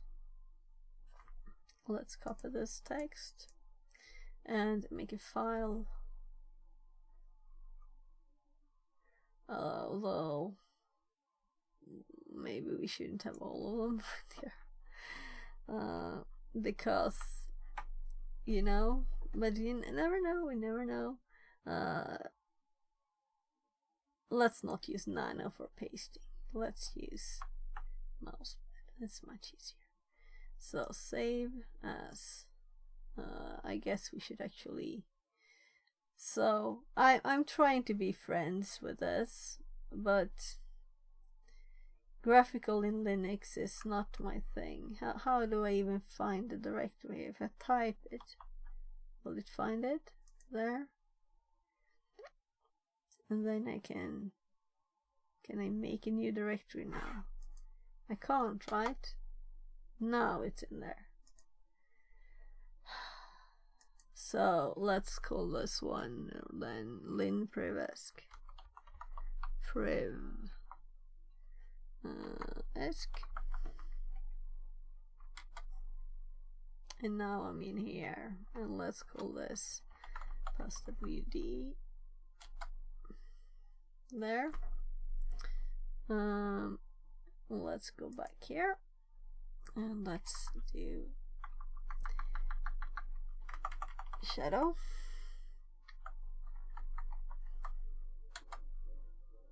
And let's copy this. And where's the line there? Arduku says, SOT looks like SH is the default shell for users on this machine, so next time you're logging in, remember to run bash again. Yeah. So we can see also that we don't have anything for most of them, so we didn't have to copy all the lines here.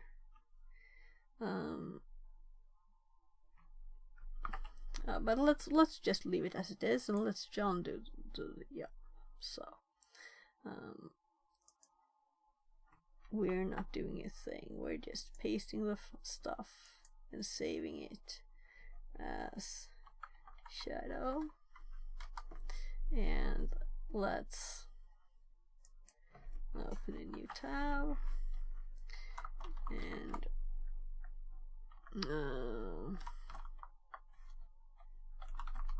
there, and I'm going to use my notes to, if I can remember.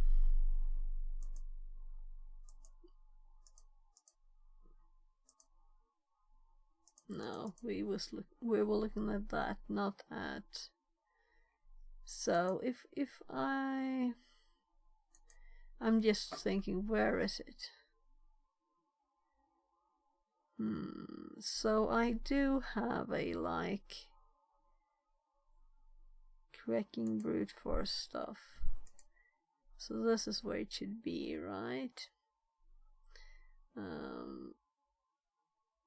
Stare DK says, normal users should be able to read /etc/password directly, so you didn't have to use base 64 to read that file. Yeah, you but do need root to read /etc/shadow. I know. So let me see if I can find this. But it's good that you tell me in case I didn't know. So why am I blind? Is this one? No, let's make a password. My god. Isn't it in here? Unshadow. I was just blind. So I want to make sure that I have this in my notes. That's why I'm looking in my notes, you know?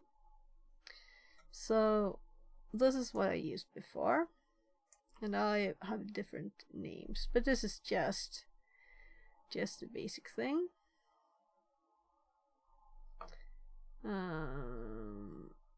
Right, so we need to, you know,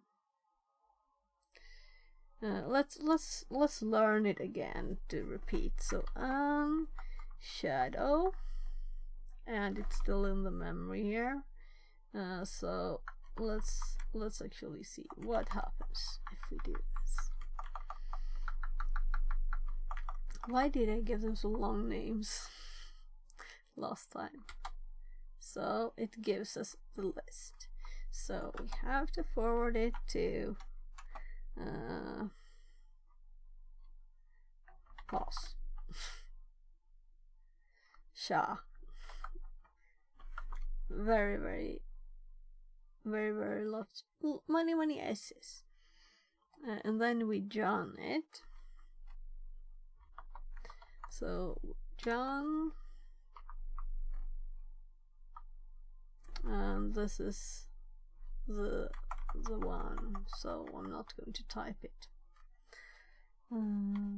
Pass. Okay, of course I had 2 files for that name.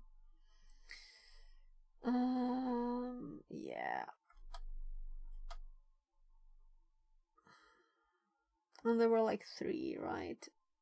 Gary Conway, user 2, Karen. And we know Karen already. So user 2 has the same password actually. What nice passwords, right? So one of the questions were, what's the password for user 2? So it's actually the same for the one that we get to SSH. So it's not even password 2. And then let's find the flag 3 with us, I guess, because it's probably in Gary Conway's, don't you think? What do you think? Might it be? Or will we need to get actual root? Because we didn't get that. We will see. We will see. Oh, I'm in the wrong place tapping. So I could have seen already that we wouldn't have that. So I'm just assuming here that we need to be the Gary dude, and his password was test23. So if we, my god, what a username. So would this work? I just use it usefully, not like this. Did I spell that right? And test 23. So let's do bash again, right? And let's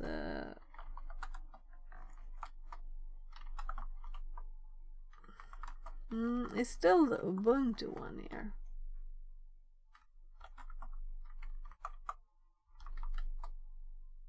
And there's the flag 3 with root, so we won't be able to cat it.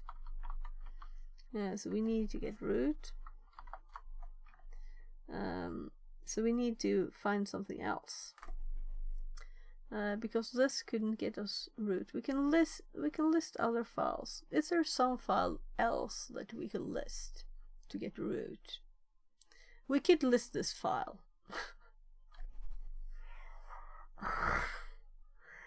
Isn't that stupid? We know what the file is now, right? We have the file. Yes, it's just a basic 64 again. Arduku says. That's what I meant. We can just list again? it, you know. Yeah. So why would I need root when I can just so let's / just to make sure here. Flag 3.txt 5 base 64, D there.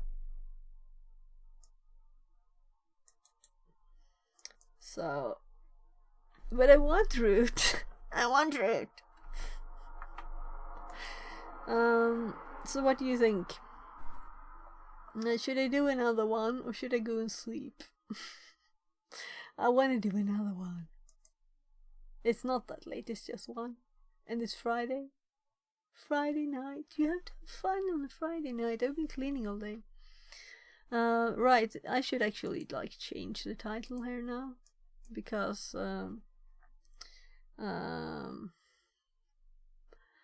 we're doing Linux. I think I did use this name before there. So I'm just pasting this at TryHackMe.com.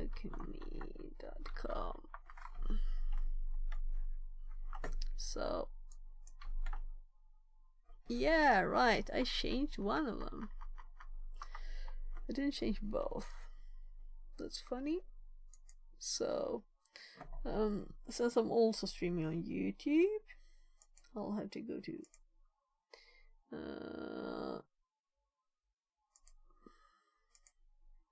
this one. Since if I'm starting another one, you know, I better keep it updated.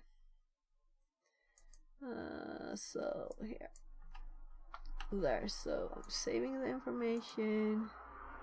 So the stream here should be updated.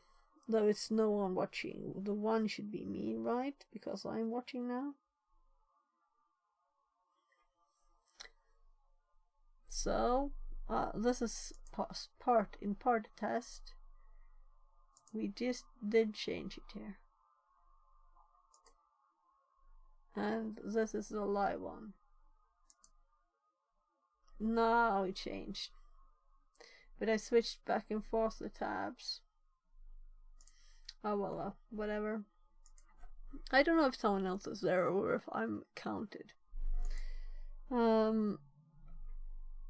So I'm assuming that we will need to start a new machine, so we'll need to terminate this one.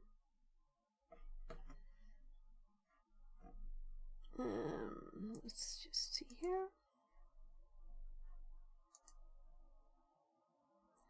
There. So let's start this one. It's always so slow terminating, right? So we could also do this, but I think it's just annoying, right? Capabilities. What will this be? Oh, right. Right, these funny extra permissions, right? Yeah, I think I've done something with those. See you next time. I do have to wake tomorrow. Okay, okay. So good night, Tarduku. See you next time, and I don't know if I'll be streaming in the weekend. Probably then flea market stuff, because you know, I usually take like the weekends off from streaming. It depends. And also my kids need some time when I'm really focused on that, of course.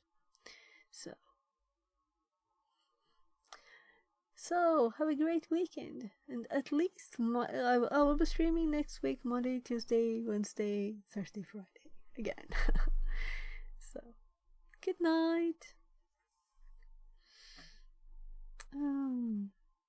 Yeah, and I think I can sleep to 9-10 at least tomorrow. So I'll sleep in a bit. So we'll have to SSH again. We have a new IP. I don't care even to copy it because it's Stare just. DK says, "See you all later." Lauder. Lauder. So you're going to sleep too? So I need to get something to eat and do some programming. yeah, okay. Thanks very much for your help today, and I hope to see you again here. and get more help because I loved your stuff. Thank you very much. Thanks for being here. So I think I only had the one No, left. it's only 1 in the morning. No sleep yet. Okay. So you're in my time zone. You're in Denmark? Since the DK? Let's do Basher now, so we... Yes. Yeah, great. So no sleeping yet. I'm a bit tired actually, since I went up early and I've been cleaning all day. I started with the downstairs, and then when I started streaming I've been doing this room. So, but I think I will actually continue with that when I'm done a bit more on this, because well, now I should probably stop. It would be so nice to be done though. It's not that much left, but it will probably take long anyway. So, focus. Another method system administrators can use to increase their privilege level of a process or binary is capabilities. Capabilities help manage privileges at a more granular level. For example, the sock analysts need to use a tool that needs to initiate socket connections. A regular user would not be able to do that. If the server administrator doesn't want to give the user higher privileges, they can change the capabilities of the binary. As a result, the binary would get through its task without needing a higher privileged user. The capabilities man page provides detailed information on its usage and options. We can use the getCap tool to list enabled capabilities. So let's click this image. It was tiny. So getCap R root. So these are all the files that have capabilities. Let's actually run this at once. And I don't remember, but it was long ago, but I did use this for something. I think I used it for something, not just for hacking something. I don't remember what it was though. Bye Earth. There, so get R2 dev null. So nothing. Well, so in this example output, that's always nice when you assume you will see things and you don't see a thing, because I wasn't typing the full command. Look, it didn't tell me any error messages. Why didn't it do that? Okay, maybe I should go sleep. If I just type half the command and assume output from that, maybe I should go to sleep.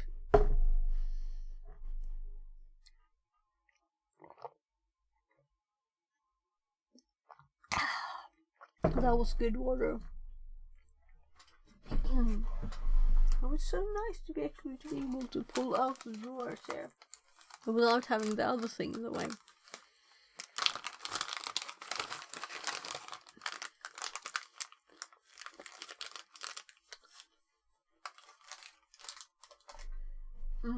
This was good. Lemon chewing gum.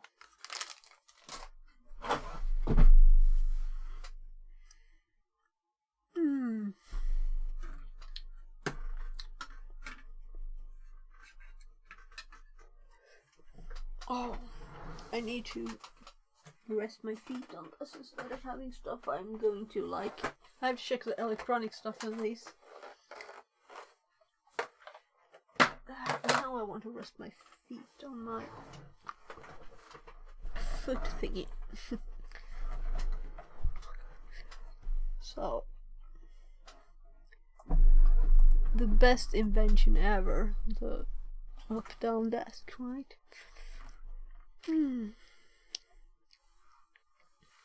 So, we got a different response than they did.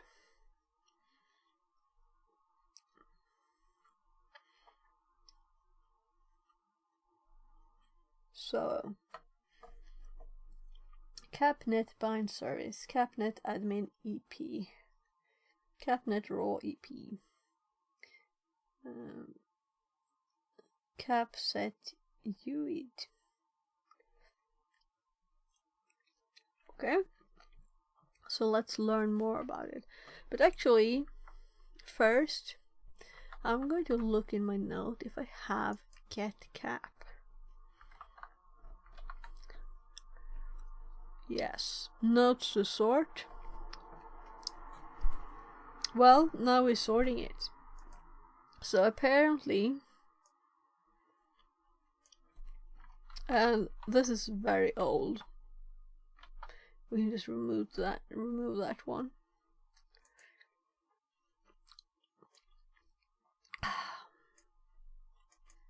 So this chewing gum was so good.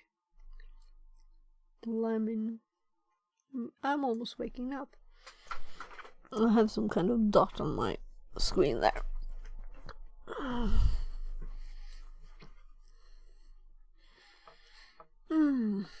Yeah, and I think I should get some mouse pad because it's kind of hard, the desk. I'll lower it a bit more because that's... I actually raised this to make it more like soft on the hands.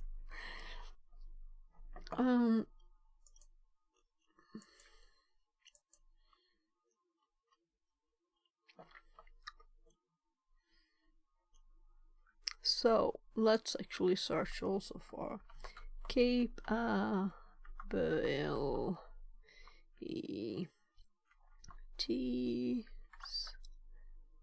Oh.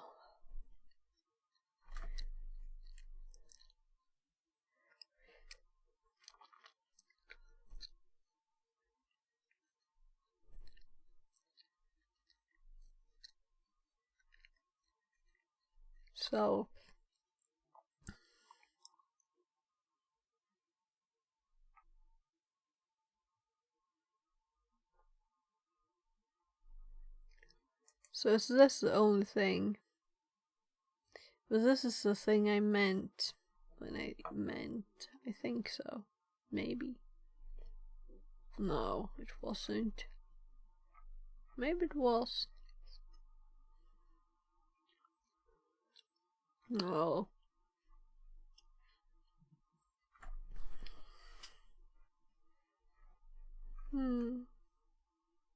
How long ago? I should start making a date when I make notes. If I add a date, then I will know how long ago it was I made it. So that was nothing to do with that. So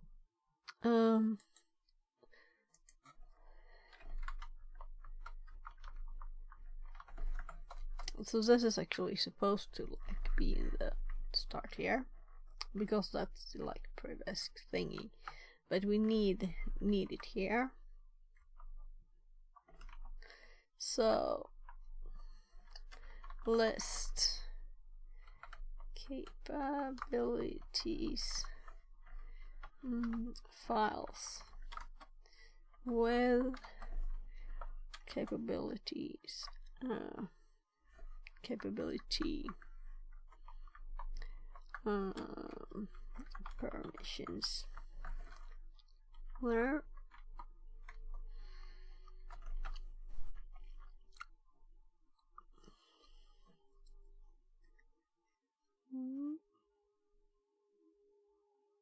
So I noticed like why am I finding things in my hair, you know? I think I had something here. I mean, like I should focus on one thing, not on this. So whatever. That's because I'm tired, I guess, or you know? So I'm trying to... I should focus. Maybe I'm too tired. We'll see. We'll see. So, we'll get more notes here too. But this is one thing that we will also want to have in our start here, right? So permission info.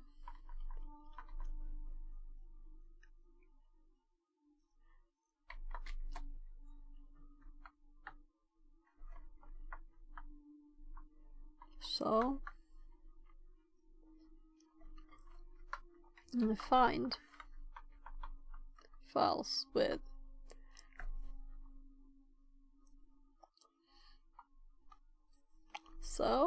why is this not tabbed in? Because we didn't do it.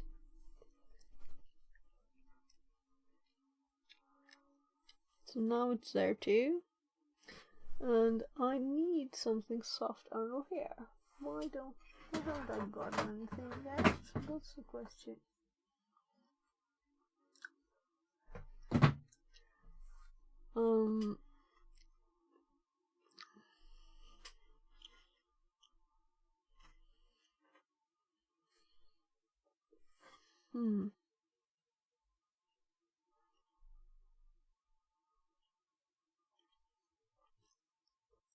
I'm like, do I have any mouse mats or anything? Nothing like here, I think. So these ones were this one we had, and this one we had on exactly the same file, and this one was exactly only our user is Karen here, our current one. The other ones are not the same, I think. When run as an unprivileged user, getgapr root will generate a huge amount of errors, so it's a good practice to redirect the error messages to dev null. Please note that neither Vim nor its copy has the suid bit set.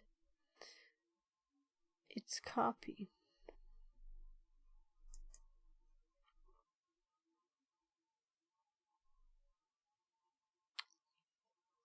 So they mean it's in the user directory.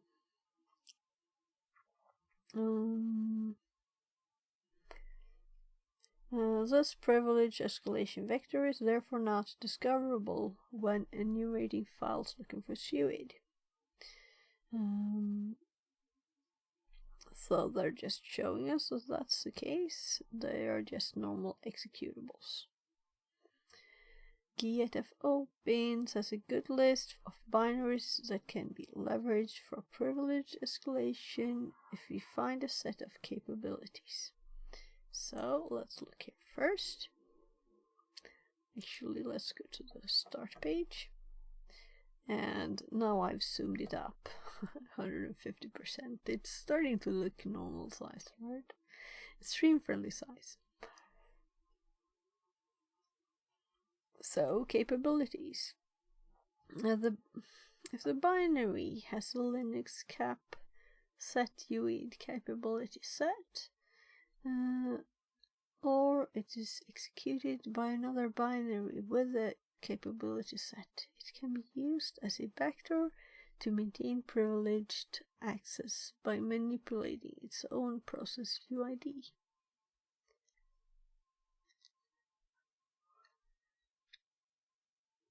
So it can also be run by another. So, this was not a long list, but Vim is in here, so it was kind of obvious already that that's what we're supposed to use, right? Since it's our user directory. So why would they put it otherwise? So, GDB, Node, Perl, PHP, Python, Ruby, RView, RVim, Vue, Vim, Vimdiff. So, a certain type of things. Yeah, and I do have something in my hair here, but I shouldn't care. It's like I don't I'm tired to think. My brain says, let's do something else instead. What can we do? Oh, I can itch my hair. So we have to switch ears again. It's low battery.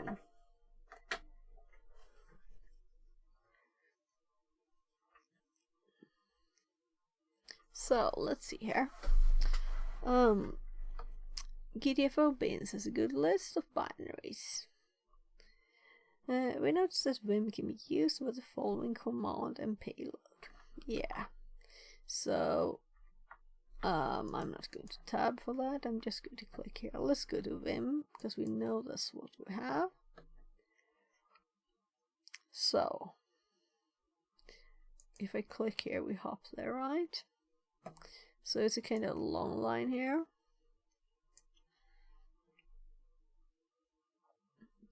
So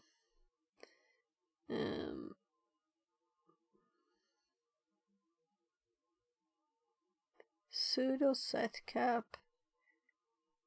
epvim.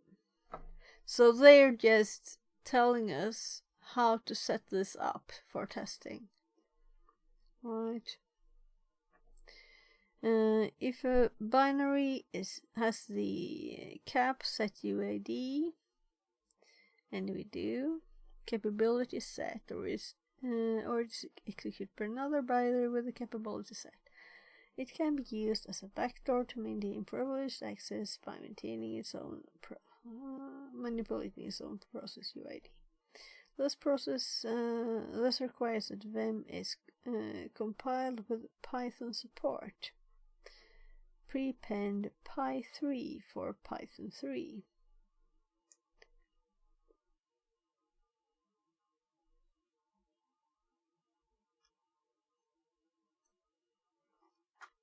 So where were we supposed to prepend Py3?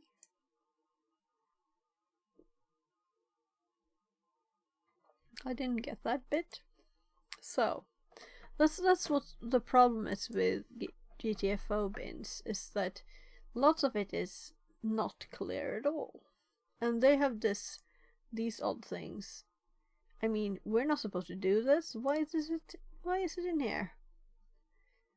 I don't know why. It's just odd.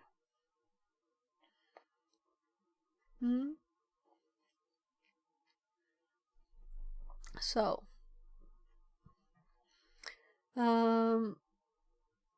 so let's look at this. Let's do ID as it suggests. Why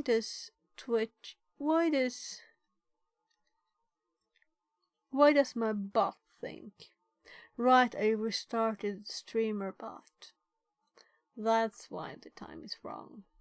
I should think of that. I should save that variable when I stop it. I should make it like save. Right. Let's actually put that on the list. We have so many sorted paper lists here now, so I can just put it on the list. And we have all the pens sorted too. If they're in the right spot. So, streamer.bot list, to-do list here. We have a paper list. So I'm just checking the heat of the phone. So what we're going to do here is to save var for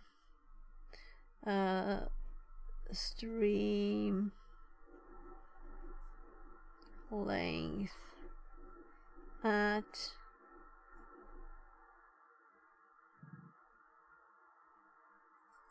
close question mark, because I'm not sure that's a problem really, because I might not like getting some variable or something that's from Twitch. I'll have to check it out. So why? I'm sorry. When I have these in for hours, my ear starts itching. So that's why. So Let's run ID.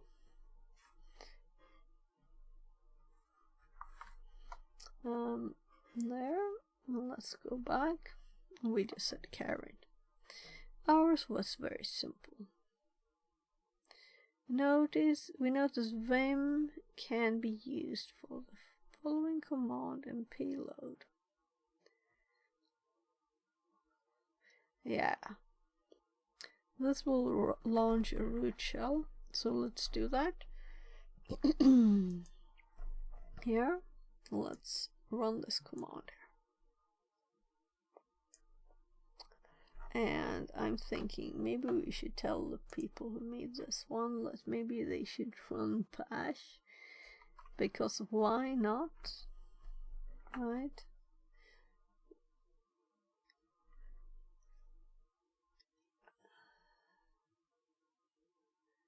Right. So let's actually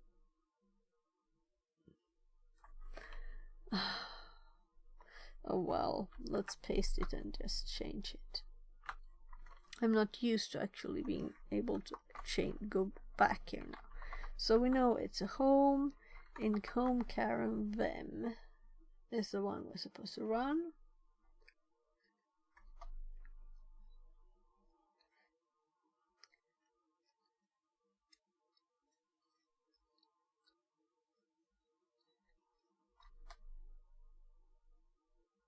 Vim. I'm in Vim. What is the problem with Vim? You can't exit it. It's an infinite loop of nothingness. It says Q enter to exit.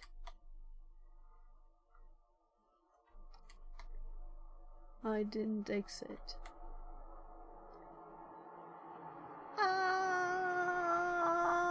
We're in Vim hell. Q? Can I do it now? Colon QA. So I don't think anything changed because something didn't work.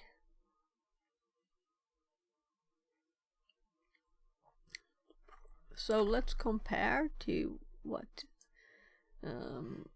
this one was. So they ran .vim.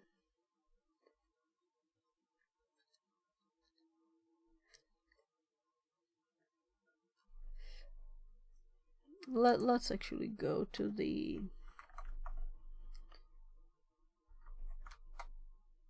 we're actually in home Karen, so we could paste the command here. Because previously we ended up in root, so I thought that was the thing. So, sorry, the command is not available on this version. They said something about pi. So, can I do colon QA now? Yes. So, I don't want to know how to exit Vim. That's a point of pride, not to know, right? I'm not a Vim user. I don't care. I'm just kidding. So, this will launch a root shell as seen below. Erase this, Control H. Well, it didn't work. So, again, I'm going to compare character by character. Yeah, so they said pi 3. So I need to change it. They changed it to 3 here. So pi 3. So now it will work. Yeah, so now we are root Karen. Okay. Okay. Nice.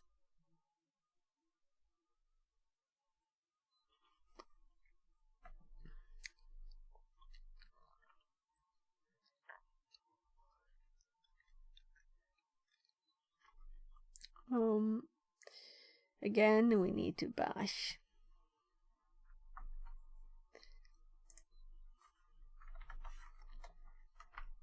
So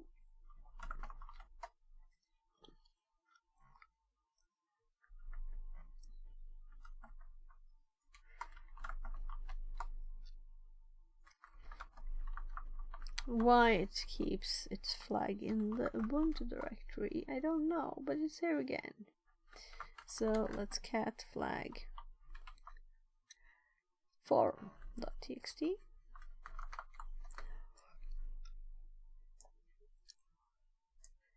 And I can hear the birds. It's dark outside, it's black. And I won't be able to pull anything in front of my window because it's open. Oh, well, that fell onto the floor. So, there. Yes, we did this. How many binaries? I can't scroll this until there.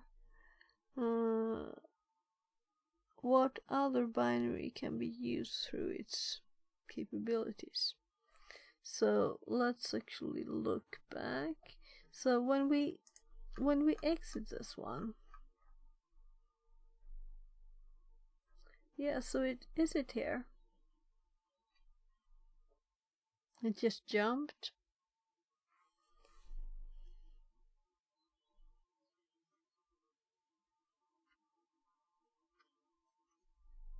So here's the get cap command. So we have 1, 2, 3, 4, 5, 6. So I'm answering 6. Here, 6. Then what other binary can be used?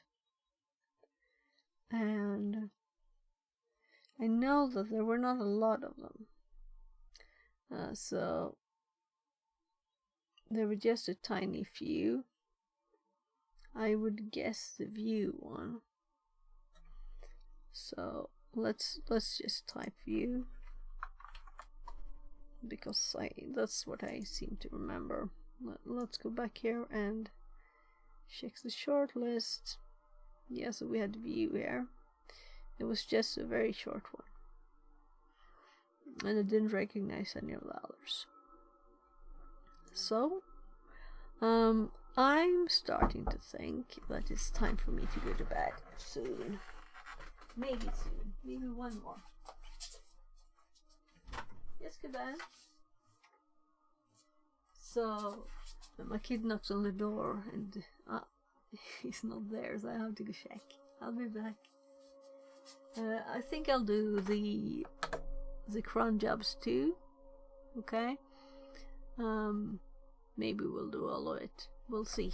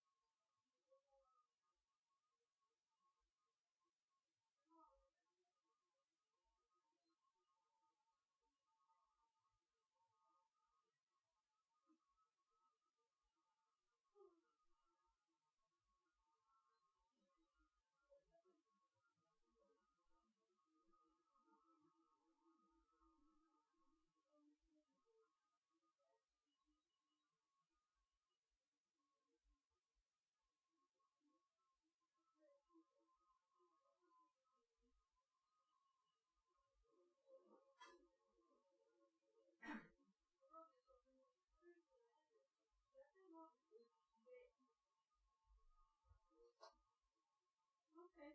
Vi får komma på något imorgon. So I'll be back.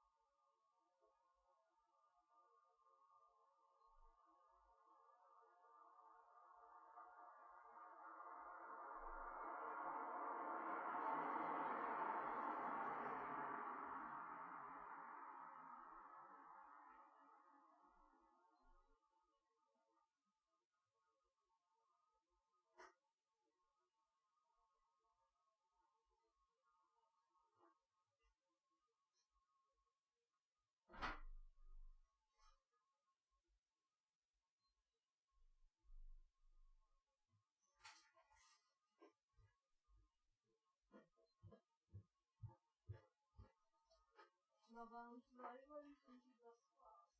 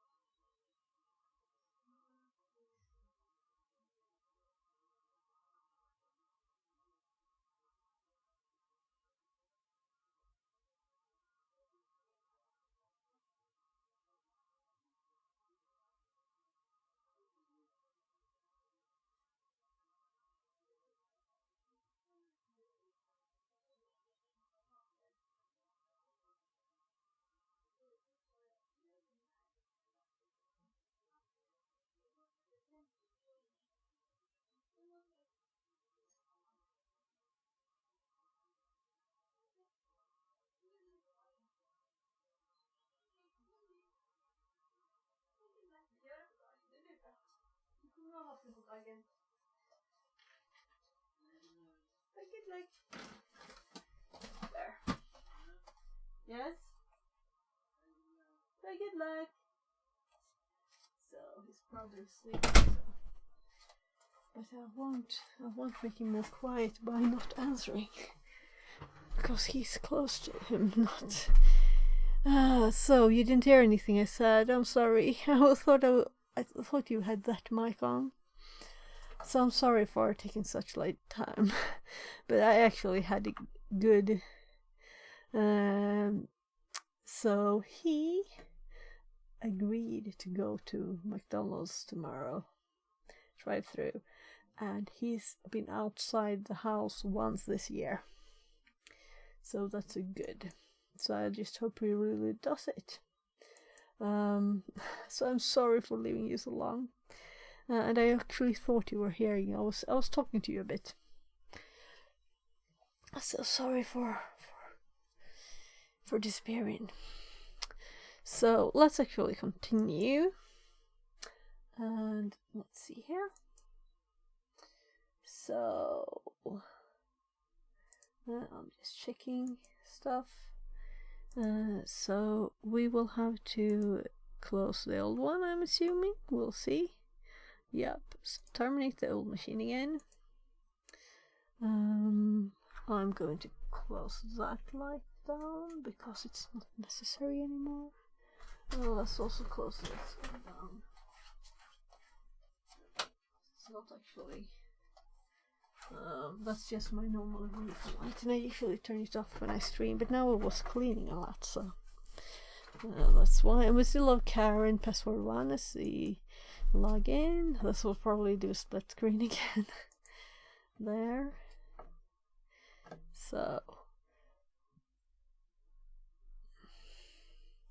So cron jobs are used to run scripts or binaries at specific times. By default, they run with the privilege of their owners and not the current user. While properly configured, cron jobs are not inherently vulnerable. They can provide a privilege escalation vector under some conditions. The idea is quite simple. If there is a scheduled task that runs with root privileges, and we can change the script that will be run, then our script will run with root privileges. Cron job configurations are stored as cron tabs, cron tables, to see the next time and date the task will run. Each user on the system have their own cron tab file and can run specific tasks, whether they are logged in or not. As you can expect, our goal will be to find a cron job set by root and have it run our script, ideally a shell. Any user can read the file, keeping system-wide cron jobs under etc cron type. While CTF machines can have cron jobs running every minute or every 5 minutes, you will more often see tasks that are run daily, weekly, monthly in penetration test engagement. So, let's cat the cron tab, but first we need to log in, but it's the same one again. So, the connection was closed, so we need to SSH to the new IP, and it is 39. So I see this with lower IP numbers on ours when not as many people are doing it, so it's getting late, right? So in my well before lunch here, and this late. The password is password 1. So there, and we learned that this one needs a bash to make our life much easier. So there's actually a backup SH here, which makes me a bit curious if this is it. That would be too funny, you know, or too simple. So backup.sh. Before let's look at it.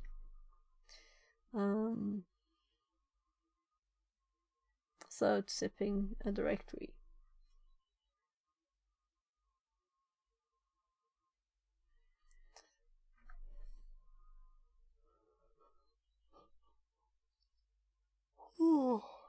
But we could just make it do anything since it's ours if this is run.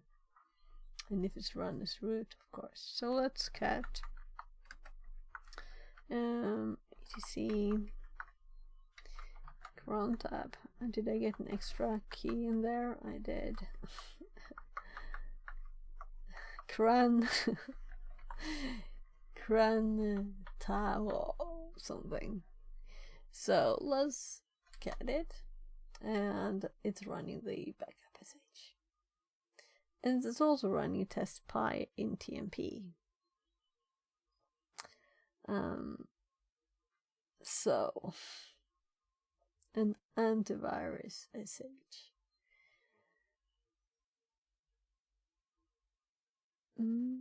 Two antivirus sh.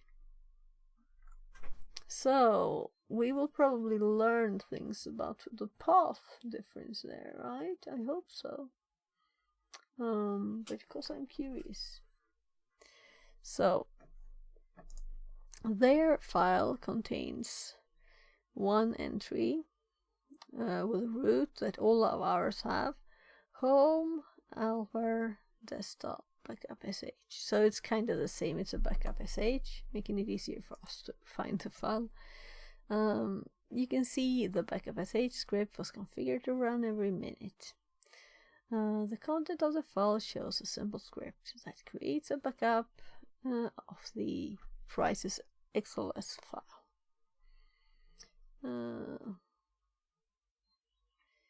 So we don't have to read the script, really.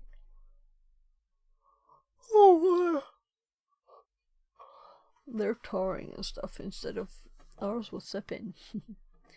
As our current user can access a script, we can easily modify it to create a reverse shell, hopefully with root privileges.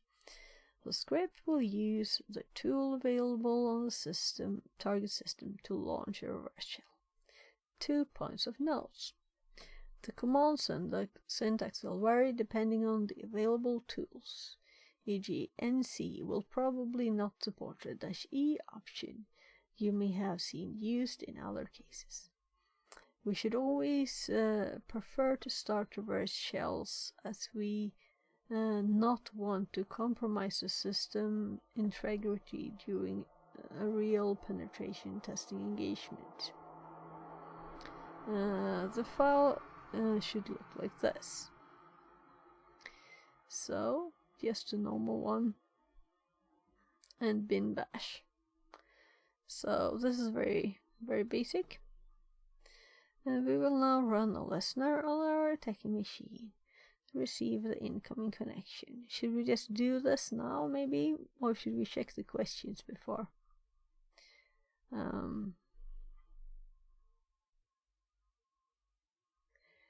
So how many, we can answer the questions. How many user-defined cron jobs on the target system? The user-defined. Do they mean these? What is the content of the flag5 file? What is Matt's password? So let's just start. There are also more things to read, but I prefer to actually read after having done stuff, and maybe we read too much here. But I'm also trying to be like, so people can learn from watching this. That's the purpose too. Me learning, me making better notes, and also, getting all the fun. Well, teaching you, if anyone out there don't already know this. So, let's just, do I have yeah, I think I added a Shell? Did I do that?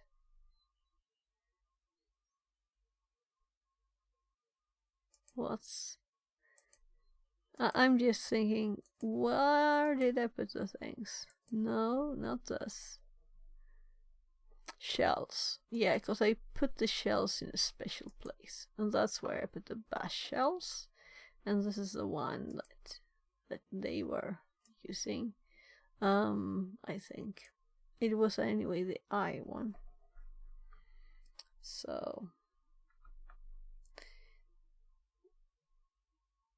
yeah, so this is actually a file. I have it here already with the bin bash bit in it.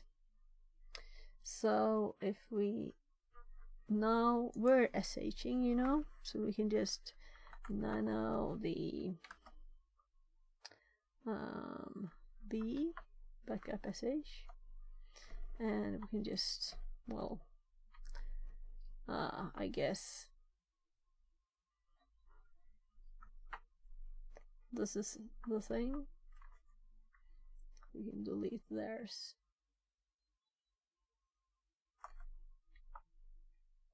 There. And I'm also actually going to confirm that they had the same, so that I have the same thing that they are intending us to use, and it is. Only mine already have the IP filled in, you know, because theirs have an example IP, and mine has the IP that I usually use. Oh, now I need a tab here. So here, let's actually listen with Netcat here on the same part that I had in this one. So when we're saving this, this will be kind of quick, I think. So we could read on while we're waiting, or maybe not. We'll see. So it says now run the listener, and it is there. I mean, then it says cron tab is always worth. I'm switching. Cron tab is always worth checking, as it can sometimes lead to easy privilege escalation vectors. The following scenario is not common in companies that do not have a certain cybersecurity maturity level. Not uncommon. The system administrator needs to run a script at regular intervals. They create a cron job to do this. After a while, the script becomes useless, and they delete it. They do not clean the relevant cron job. This change management issue leads to a potential exploit leveraging cron jobs. So it is still there. So right, so the antivirus one, I was thinking that we would probably use that one, right? Or that they will check for, there were 2 paths for it, right?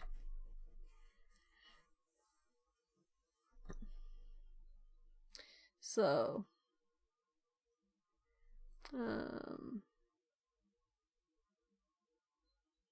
well, they don't have the antivirus one. Oh, here it is. I'm like blind, it's too tiny on this image. Not that the text is tiny, I was thinking the file ended here and looking at the bottom of it.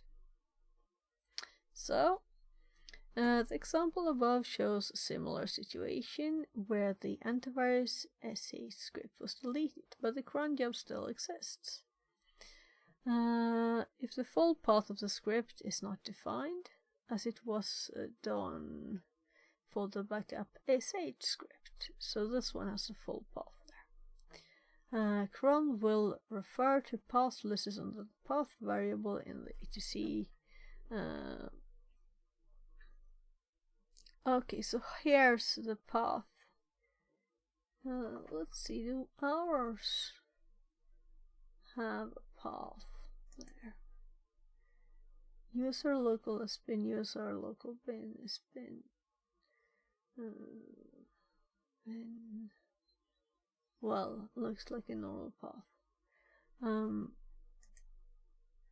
So I think we will need to update that anyway. So this one has home user. That ours does not have that. Cron file. In this case, we should be able to create a script name antivirus as sh under our user's home folder, and it should be run by the cron job. The file on the target system should look familiar. So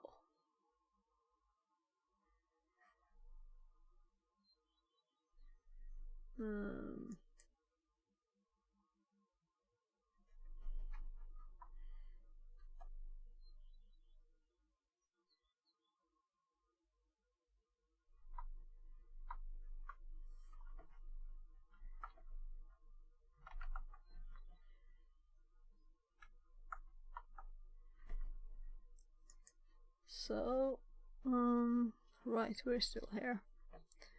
The incoming red shell connection has root privileges. So they did this before, right? And they had root privilege scan.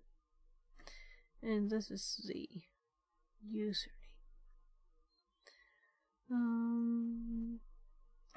In the odd event you find an existing script or task attached to a cron job, it is always worth spending time to understand the function of the script and how any tool is used within the context. For example, tar, 7-zip, rsync, etc. can be exploited using their wildcard feature. Right.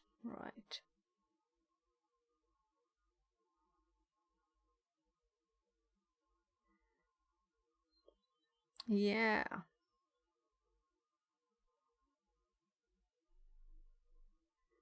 So, what is the content of the flag file? And we will probably need root again for this one. So I'm just seeing that my phone is on. Why is the screen on?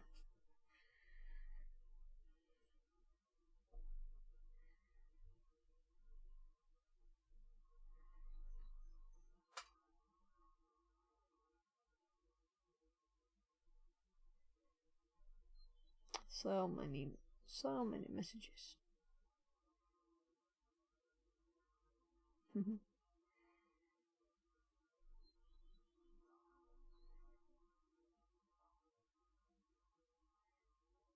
So I'll be back in 2 seconds. Just scanning my messages. Nothing important. Not that I would ever reply to anyone at 2 a.m. The birds are singing, right? So we didn't get anything, and I actually did look at it once more, but maybe they wanted the actual first one and changed the zip, but why? So home carrying backup sh is the file that we changed. So this should just be run with root.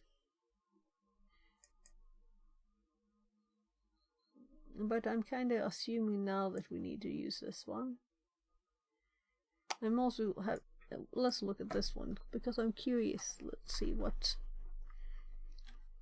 So let's cd tmp, or we can just nano it. So nano tmp test .py. So now we have a py file. Right. So let's go to my notes, and we just actually looked at my py one here. If I can edit a py script. So we don't have to touch this, but it can be nice to see that it's run, right? We can also do the encode. So why didn't I put these in these and do Python? I don't know, but now it looks better. There. So I still copied the lower one because I prefer not to use more stuff than we need to start with, and then we can see if we need more, then we add it. So I'm actually hungry now because I haven't eaten in a bit because I've been awake late. So I think I will get like a just glass of yogurt. So let's Ctrl XS this. And let's nano it again because I didn't remember what on earth I was typing. So this is the wrong thing to paste. Apparently my copy didn't work. I was like, what? So copying it again, pasting it again. Now we're getting the right thing.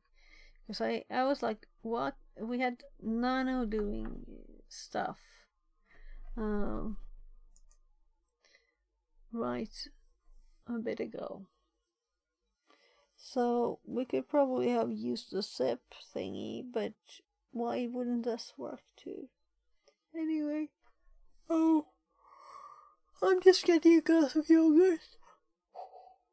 I'm getting a glass of yogurt and an ice popsicle because, yeah. Oh, my legs are tired.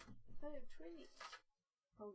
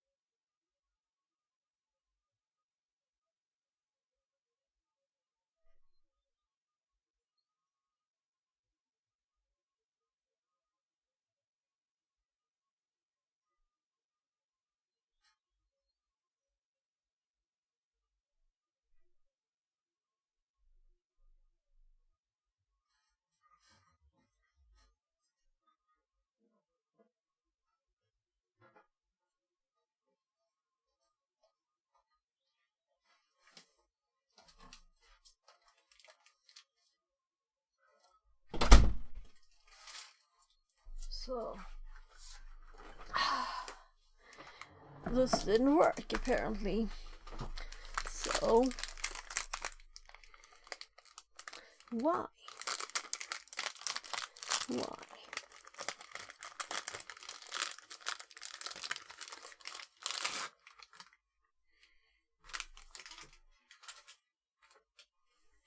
Maybe I'm just tired and doing something stupid.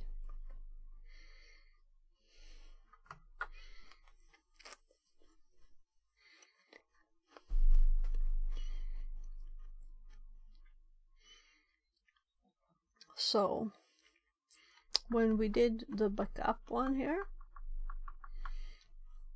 there was a content that I didn't back up that I would usually do. So home Karen. This is exactly the file name that is used here, right? And this one is also run. So let's, if we go this, we can see we have the reverse shell here, and I added the bash bit here too.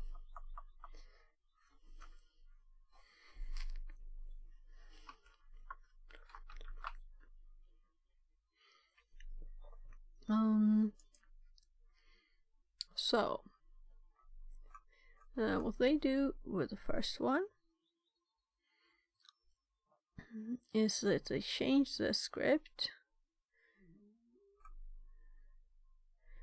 to this.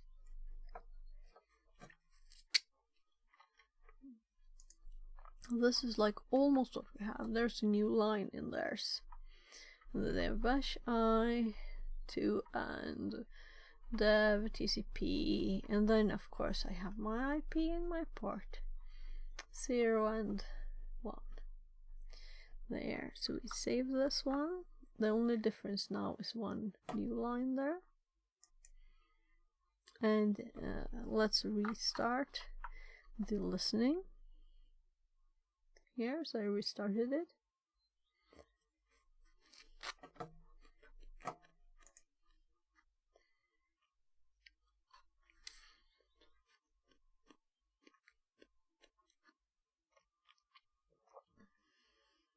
Might it be that, like, the port? No, I can't imagine.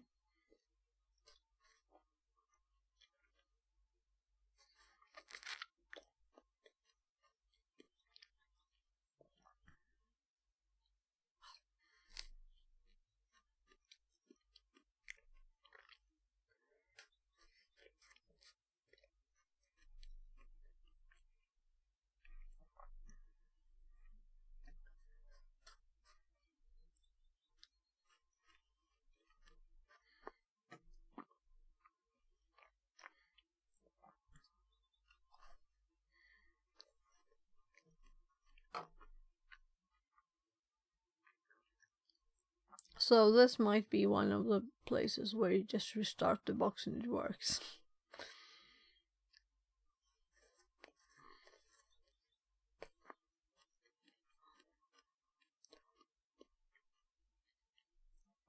So then they do the antivirus SH in a path. And we don't have this path. We have a more normal path without a user directory in there. So user local bin. We don't have the, and also shell bin sh, which is why I was doing the bash pipe. So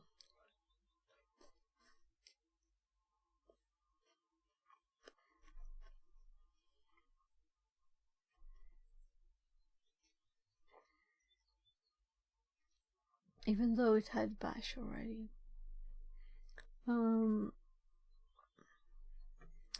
So we could try the locate just because I'm kind of like thinking this is odd. Is it somehow not really doing it?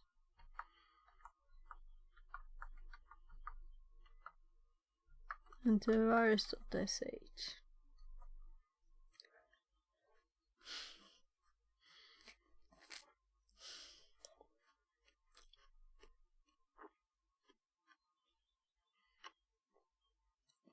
So this learning room suggests us using locate, and then locate doesn't exist, right? Well, let's practice find then. Find, type F, name, antivirus.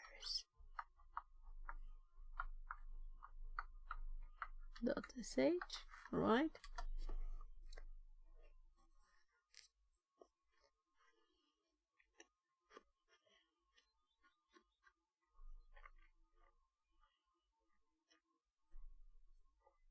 And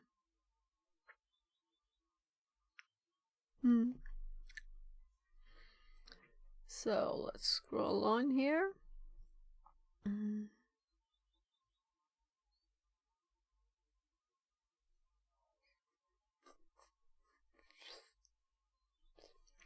Created one.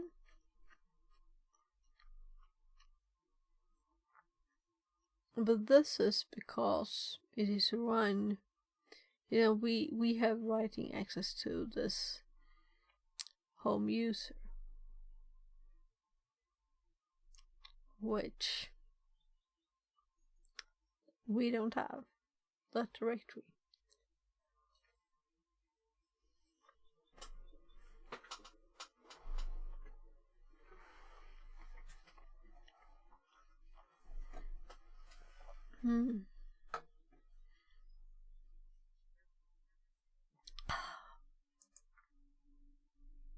So we still haven't gotten a reverse shell. And I'm like, what? What happened? Didn't I like have the right IP or the right port? Yes, I did. So I'm actually going to look at the files again because, and also, so let's look at this one, which has the right IP and the right port. And then we look at testpy, which has the right IP and the right port. And since this is OS system, this is also sh dash doing the bash pipe. Let's see if we have the test file, because that would mean that this is running but that my command is not working. So let's lsla tmp, and this is where we have the test py, of course.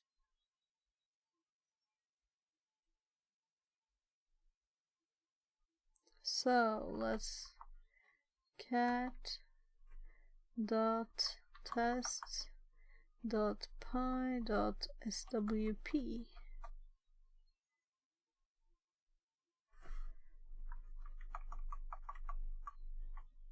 So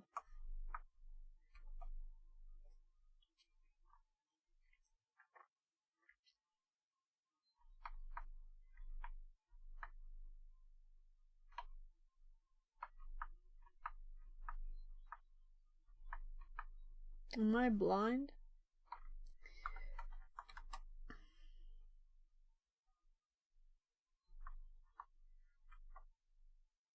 So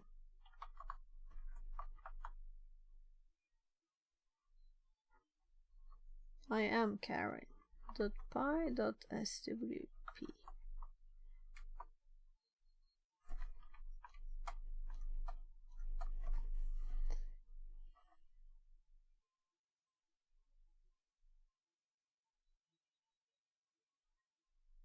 So, well, I almost always cd, right?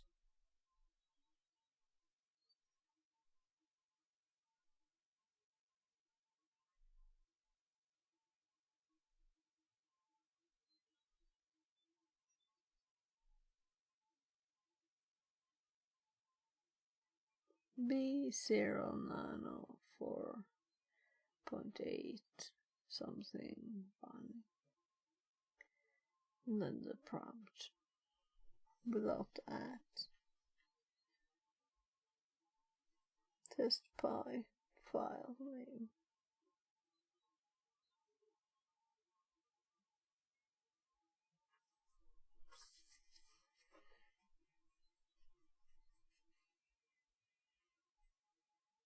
So that's like a swap file for us using Nano on that file.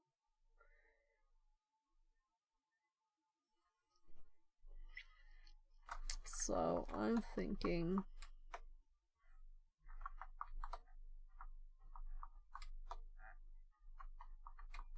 so is it hard to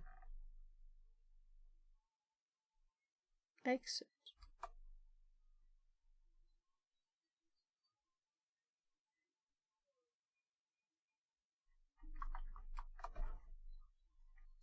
That's funny.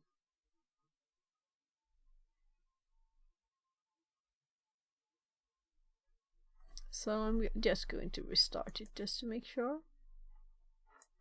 And maybe the only way to do this is to change the zip one.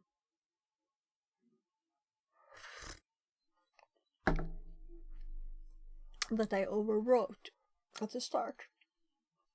Didn't it back up the old one? So let's also, I have 2 shuffles left. Not many now, but a few. And now it's actually Saturday. No, I need to stop soon. Just a little bit more.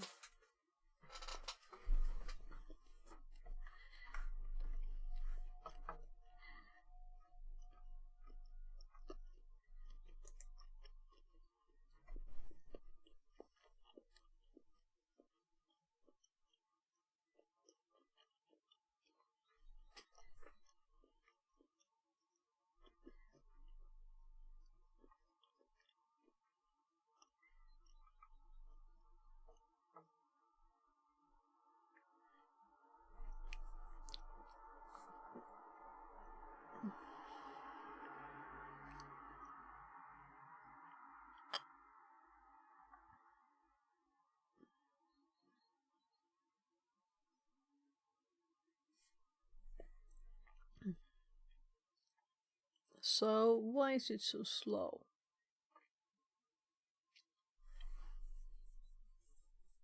Access desktop. So I didn't ever let it start this way. So I'm thinking, let's look at it. I'm curious what we'll see actually now, because it's so slow. So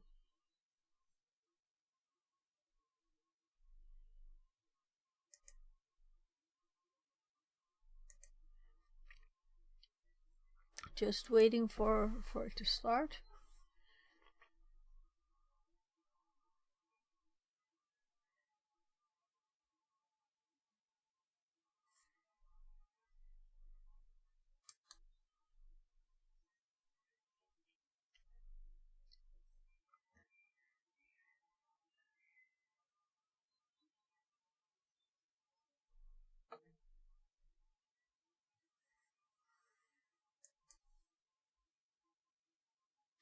Alright, so this is 13 hours now. Maybe, you know, it's more than 12 hours. Maybe I shouldn't be on this long.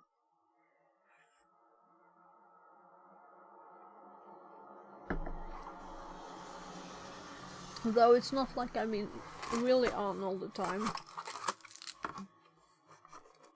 So, waiting is a good time to eat the last of the Christmas candy. So we see the same thing. So we still need to do the bash. Right, and we can't copy in this one, right? That's the problem. And I can't even type. I've been trying, that's my third try. I can't type. So, no typing. So we're going to SSH. As we did before. We couldn't even type. So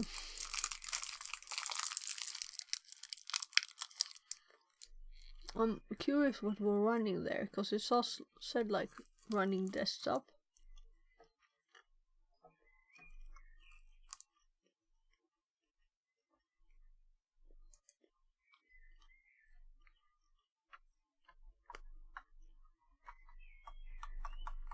Yeah, so now we have 17, 153. So let's assume that the way that we did not test, the zip way, is the right way, and that others don't work. Oh, I skipped the one at the end. Password 1. There.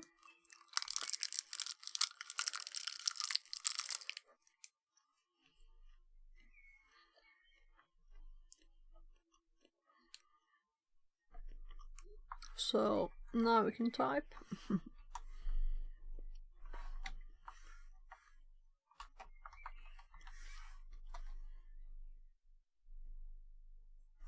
So let's nano this again.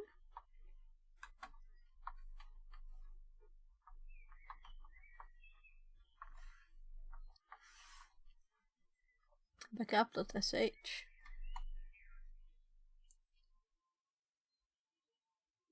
And this is what it starts with. So let's actually look at this, because it does all of the things in this directory.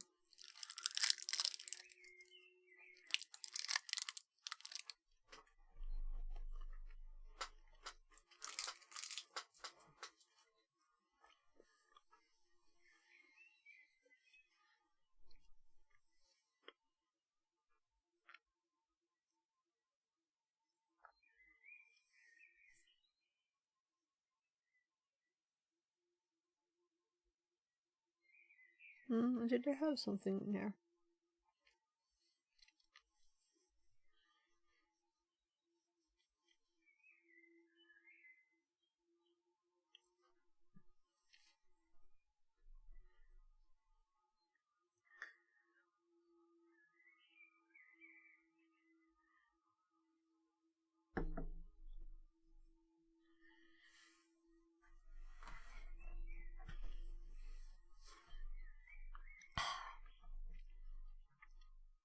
So I do feel too tired for this, but let's look at this directory.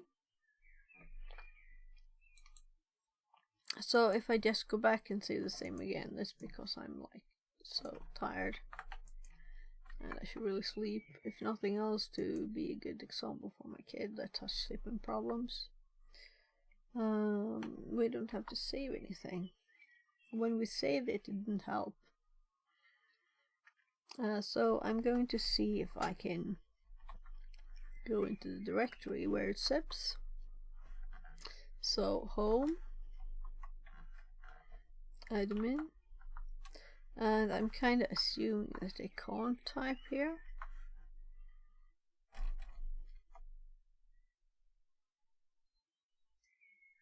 So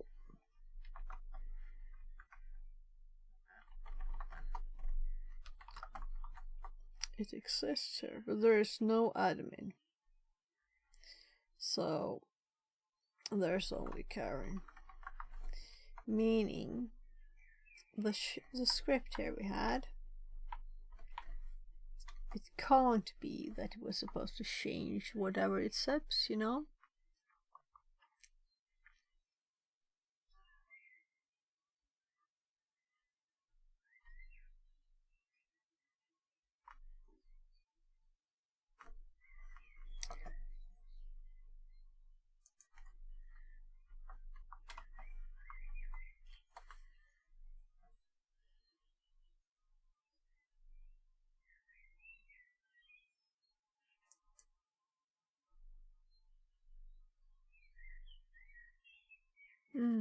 I was just googling zip bar, but I should have had some because no, this was useless. So you shouldn't Google such things. So it feels like the only real thing to do here is to. So what if we do touch?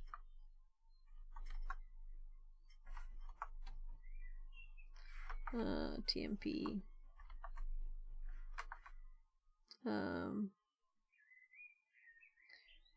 Running.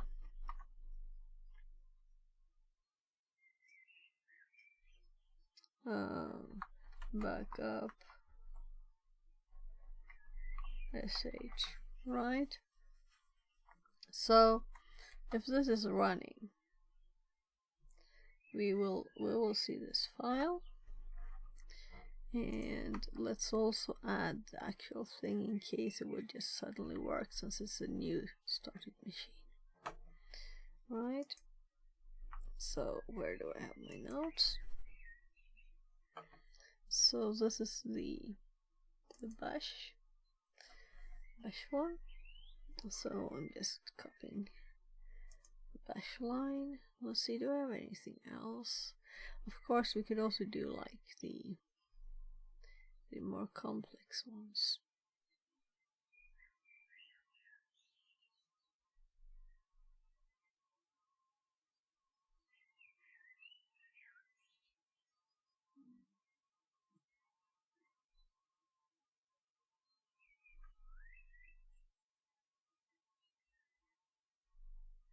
So I'm like, what?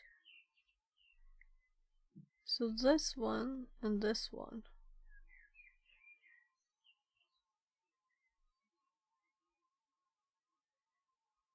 So I'm not seeing a difference.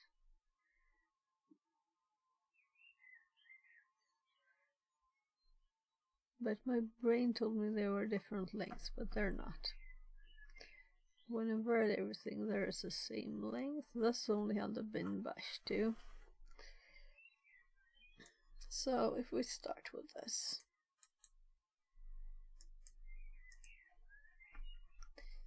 There. So now we have a touch and we have a rev shell. And we can look at temp. So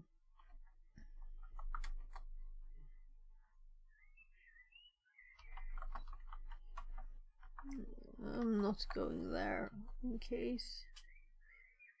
So no new file.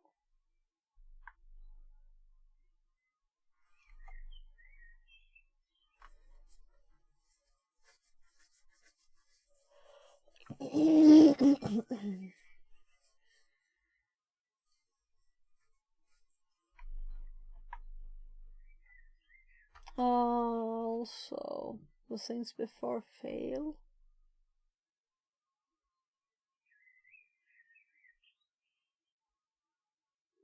Will it like continue? I would assume so.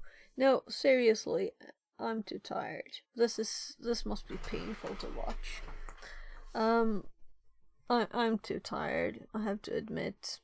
I'm not, my brain is not working anymore. But if anyone were to have a tip here for something, you know, it's not like I haven't used this boxes.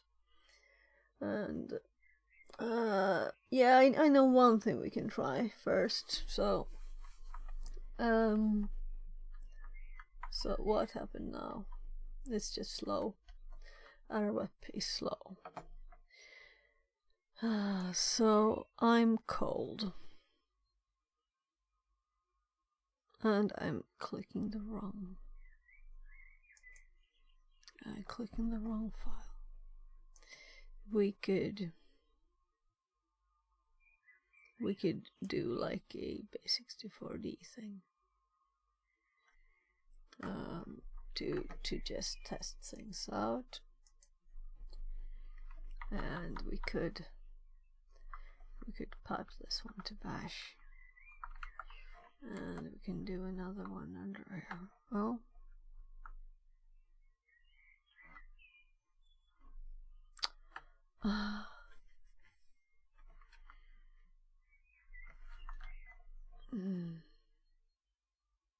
I clicked the wrong keys and everything. I'm just trying to use normal commands. I forgot to paste with a special key, but we need this bit here. So this is easy to get. I'm just going to the browser, and we're going to go to rev shells, and I also have my TryHackMe IP here.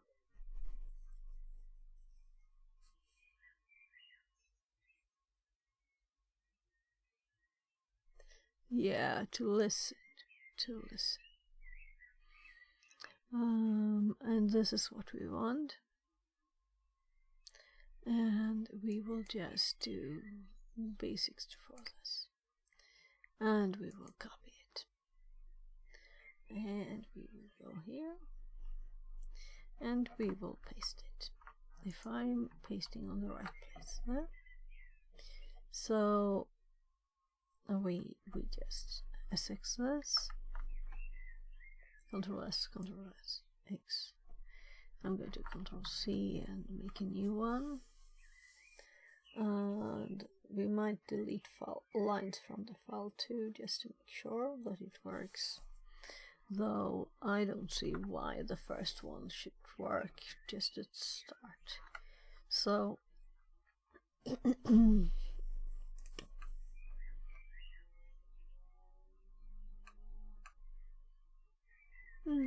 not a bit tired. So I'm here. I have the backup sh file. I was going to ls the tmp directory, and there's nothing there. So I didn't actually cat the etc a cron tab file, and I didn't use the tmp test.py this time.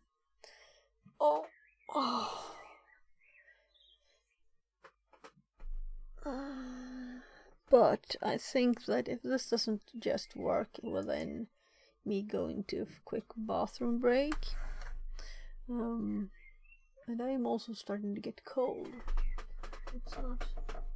So it's 11 plus 11, 12 outside only now, and I have the window open, so I'll probably pop that out too. Let's start with that. So this doesn't magically work now. Just waiting with all those variations tested. Yeah, I'll have to move this because I can't reach the window because I moved the shelf. So I need this one to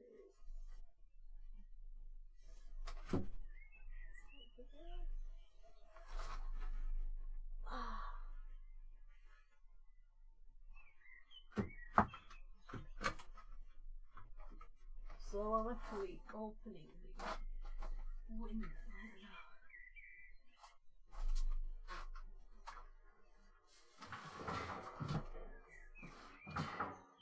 There. Getting closer to the window. Actually, come on. Come on. You need to get out of the window. So, getting it back in to be able to see it out. There. Now. There. So, now the window is out. I can close the door. Oh, good. So, let's see. Now I have an actual window that I can have a face.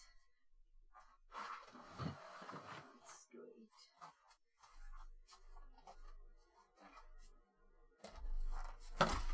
There. So, with finishing the cleaning tomorrow, that was good, long enough to wait. Nothing will happen, right? Actually, let me just Google.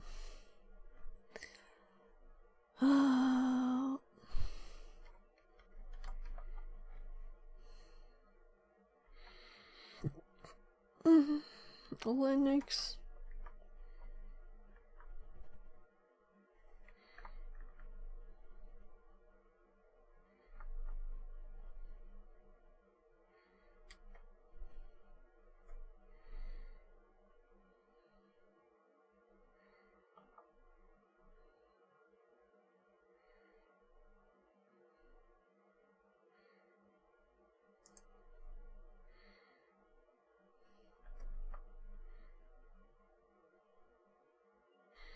So let's see. Linux privilege escalation.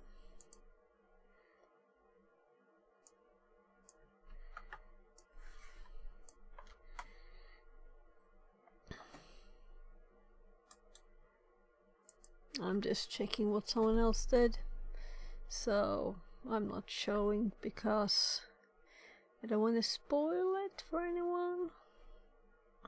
Though I guess that's what I'm doing, right? So we're almost at the end, so I have a lot of scrolling to do. But I don't want to scroll too far. So we've done sudo. Well, I could just switch here. We've done suid. Then after that there were the capabilities. And then, not scrolling fast here, cron jobs. So this is what we had. We found 4. So for our first method we use to gain root, we need root to read the flag 5. We see that we have a sh. So yeah, so this is what we did.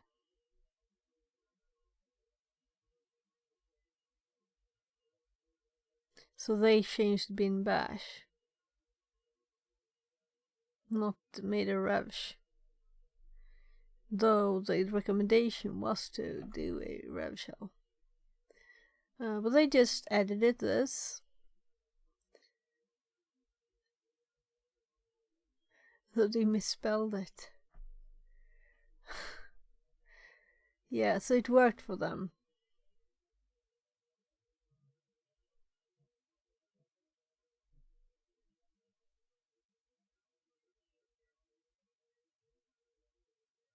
But there was a backup SH already. They didn't have to create it. Is this an old one? Let's look at the shell file. Was it actually not schmodded?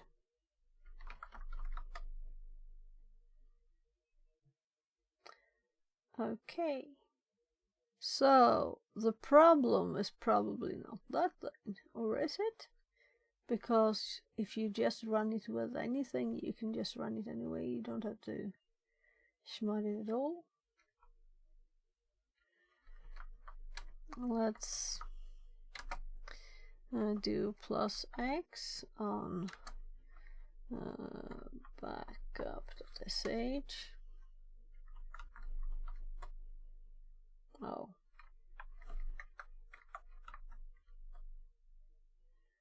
So now it's x. Will it work then? So we'll have to research this. So let's minus it again. Because this is an interesting thing. Will a script run with cron type need execute? Bedtime. Wake up time 9:50. That's getting few hours. Apparently.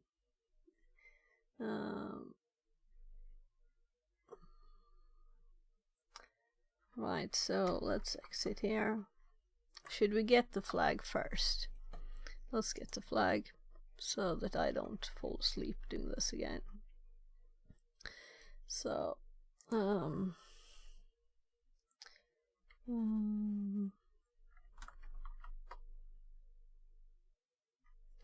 so let's cd home, Ubuntu,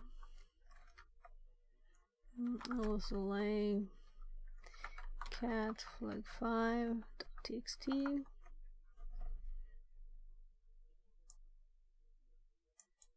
So there.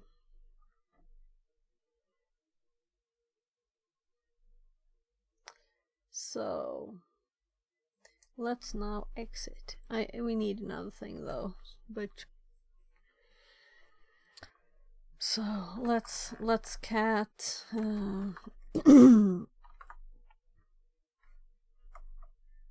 cat etc. And now I have problems just remembering a simple file name. Like shadow. It was hard for my brain. I need to sleep. So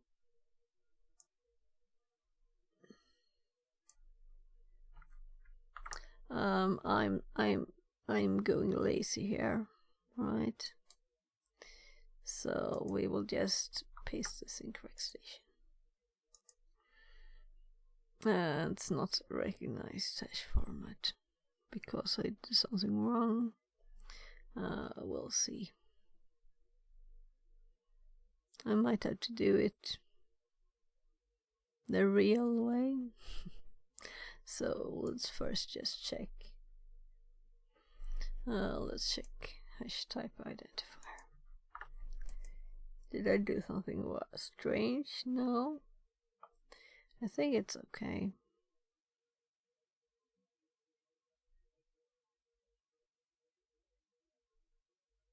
So we could just do it again the way we did it right a bit ago. It's just annoying. So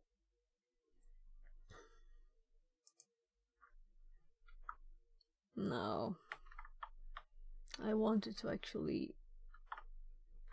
No, this is the right one. I wanted the whole thing. So, copy.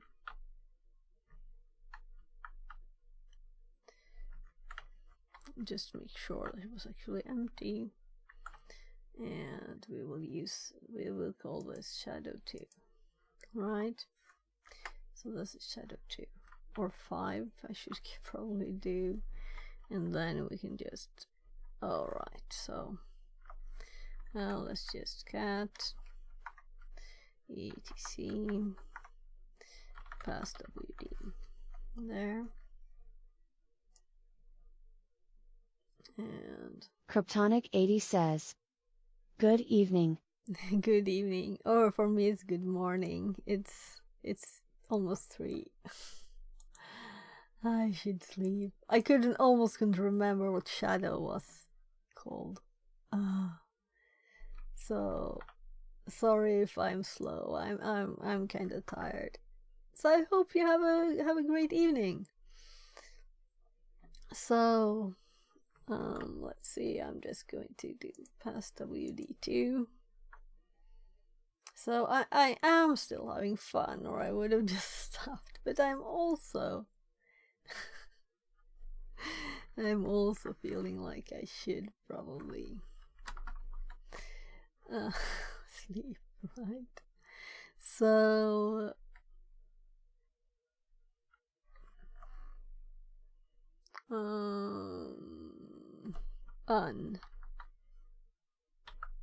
shadow.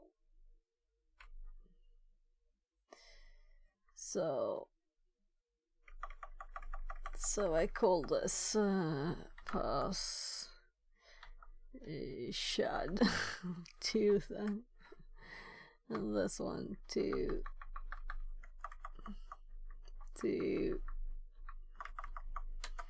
there, and John. I don't remember. I'll have to look at my notes.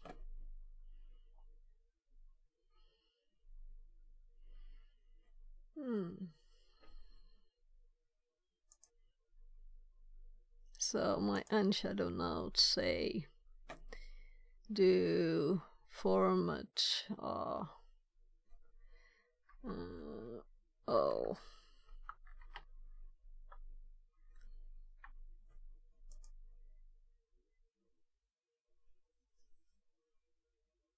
So notes back here, format equals SHA 512 correct word list equals yes, it got it there, it got it. So so many files with the red name. So 1 2 3 4 5 6 1 2 3 4 5 6.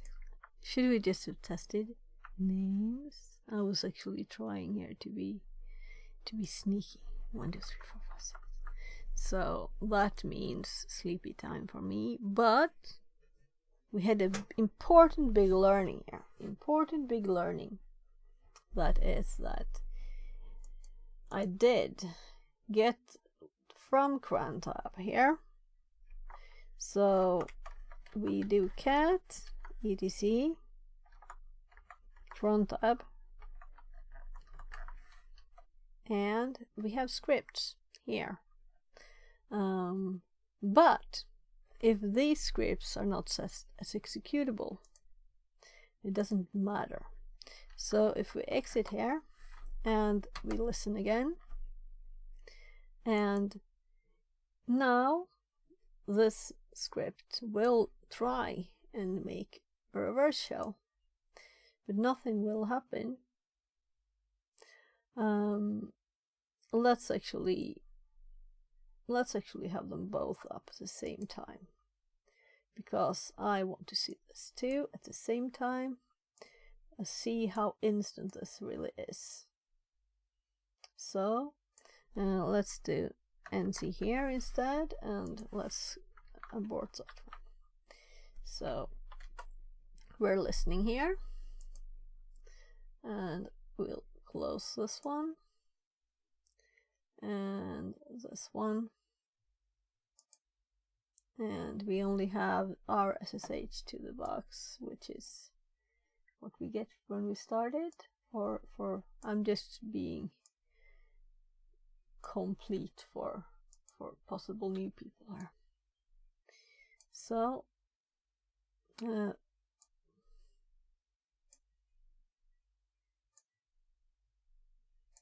so here we have this.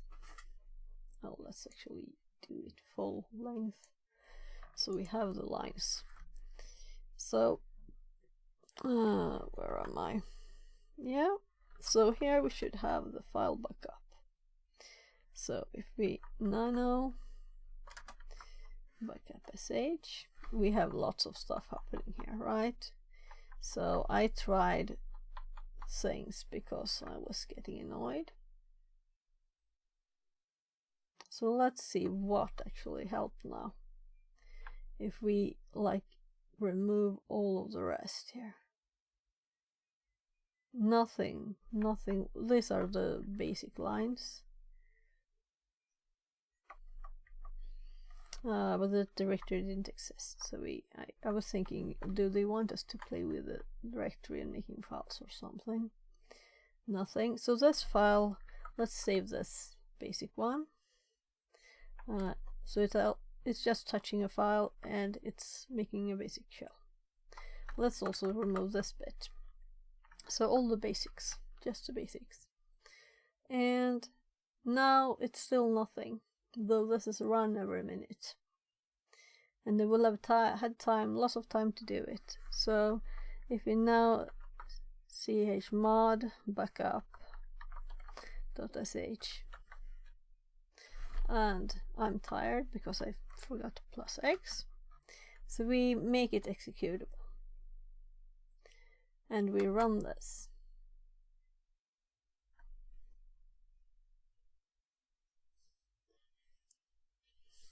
So once a minute.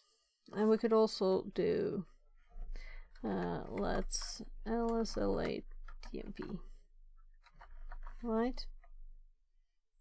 So because it might have been several things I changed. That's what we're debugging here.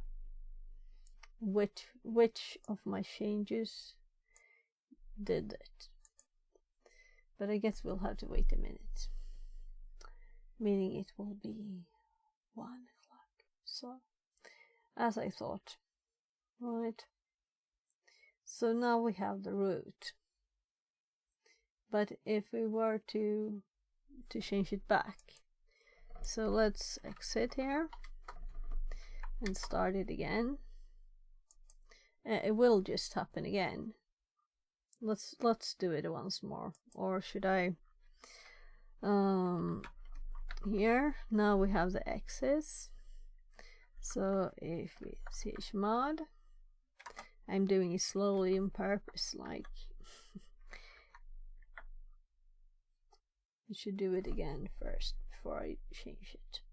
So we have two like wins, right? And then we not going to get any more.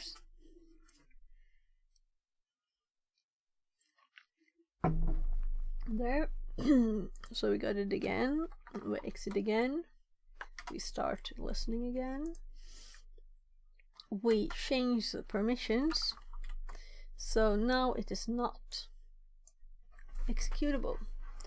But it's still a sh file. It's still the same file name that is in here. And it was the same with the test.py, I'm sure. So we could do the same with test.py too, and make sure that it's chmodded. because I didn't manage to get it. But I am tired. I am tired. And it's now 3. And this, I'm going to go talk to my kid, and then it will not have. Because he's.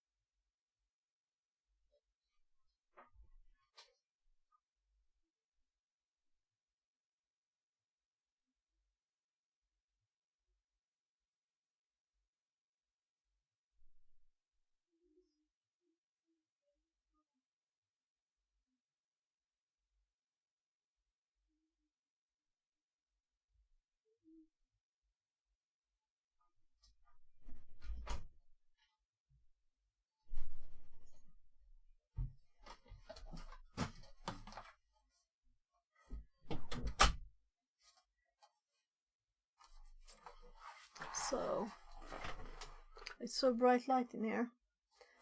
There's my fresh.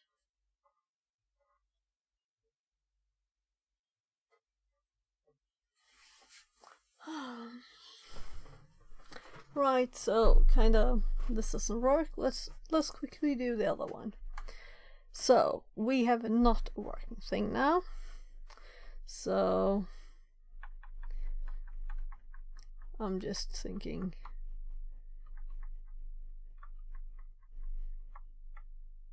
There. So we have the test pi 2. So if we actually go to TMP, and we don't have that file here.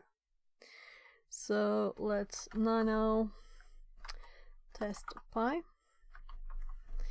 So this file didn't exist. It's not executable. And let's go to my notes. And yeah, right, so this was it. And we can just do this one. And all right, there. So there, now we have it. This won't happen, and nothing will happen until we chmod it. So plus typing slowly now, so 1 minute will pass, right? So it's 3 or 5 down there. Test.py. I'm going to drink some yogurt.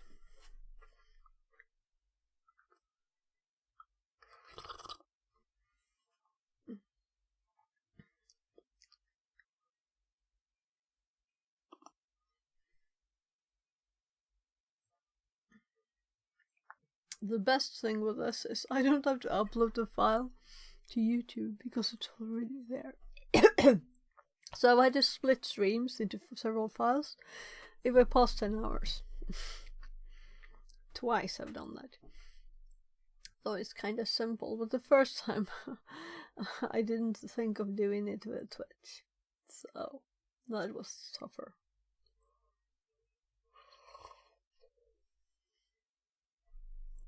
So 306. Let's make sure it's 307, so then we're sure it's not running. And then we click this and we wait.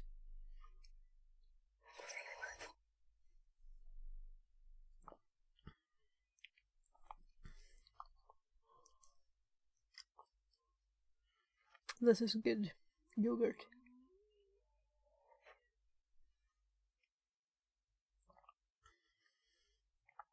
I was a bit hungry.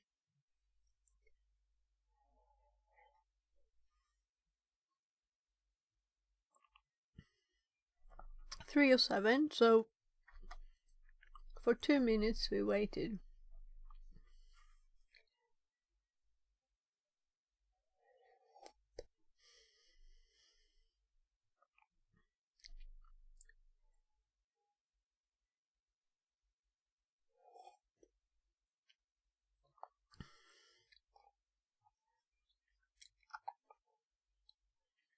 It's always good too. This is kind of tough yogurt though.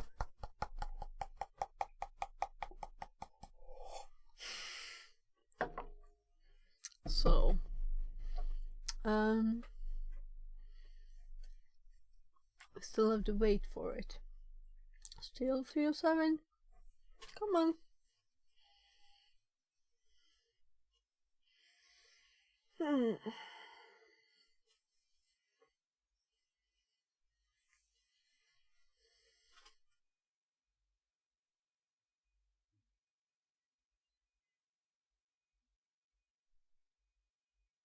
So, if it's supposed to work, it would happen soon. So let's LS it. So I didn't do something stupid. So test pi is executable.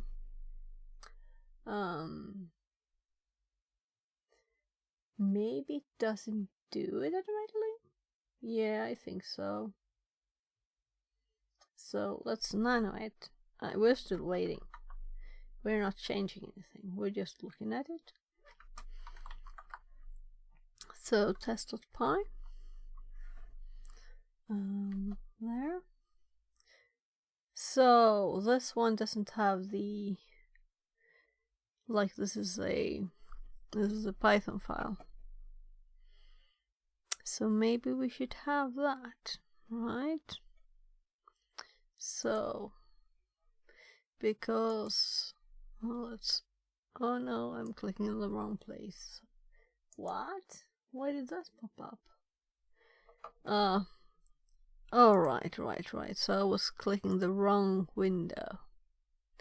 So I'm just going to just get the way.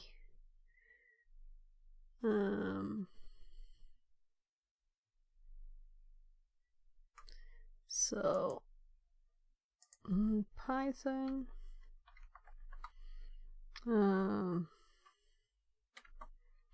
Linux file.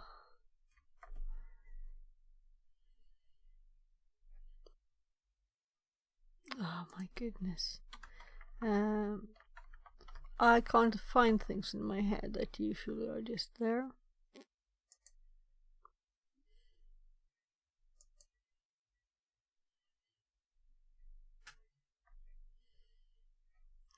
So this is so wrong.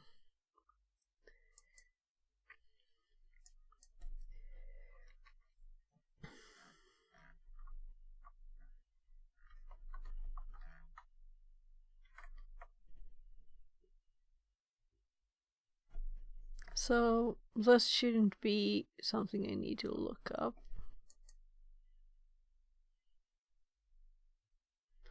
So I don't even know what to Google because I'm tired, so I'm just going to go. So, Python Linux example file.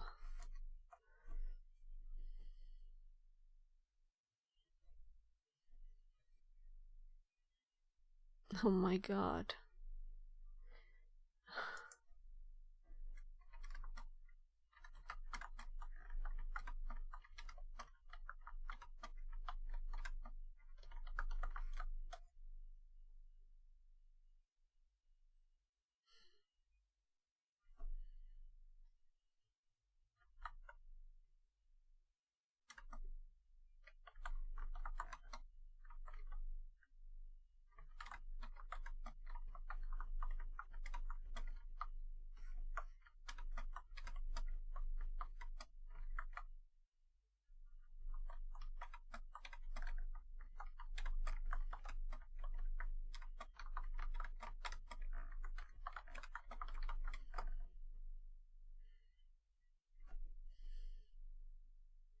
There, I finally got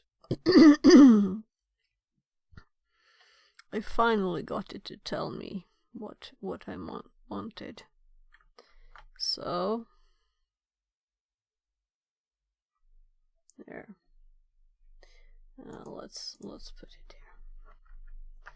There, that's what I was looking for, and I couldn't find the words to search for it.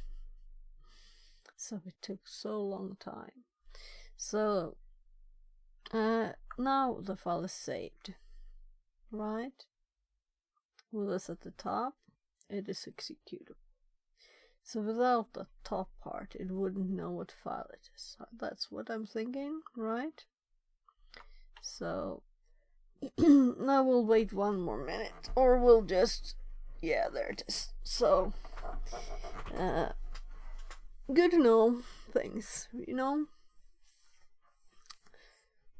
So cron type can't run script files that don't tell what they are, and it can't run script files that are not executable.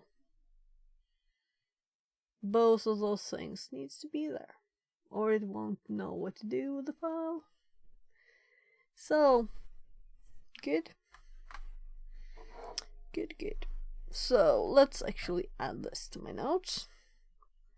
So let's see, where's my notes here. So on top of this, we need to add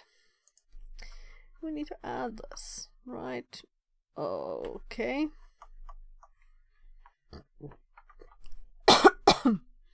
There. So this needs to be there, and of course here too, because let's also don't forget to make sure your script file is executable. And let's do the chmod plus x like script there, right? And I'm going to copy this line, and let's put it at the, where are the bash ones, right? So I'm actually going to put this one here, right? Also, so these have been bash, you know, so that's why that it worked. So in Python code, this needs to be fixed too, right? So, and also, yeah, this is where I have the other one. So where is this? It's for shells, And the other one is in. Can I edit PyScript?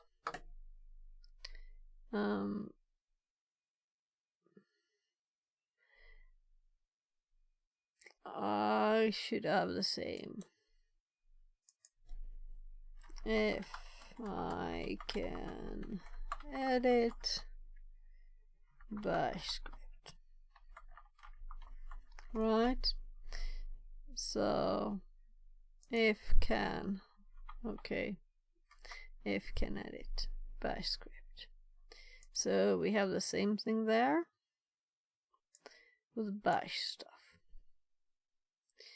And let's add this comment here, and let's also add it in bash here, where I already edited.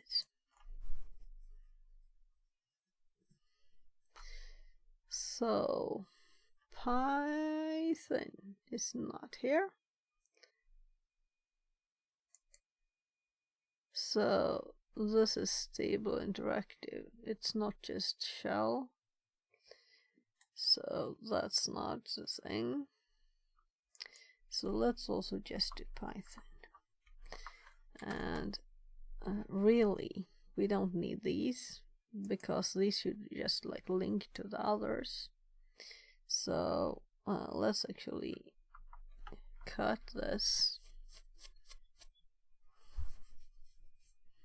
and like make a link to the Python one there.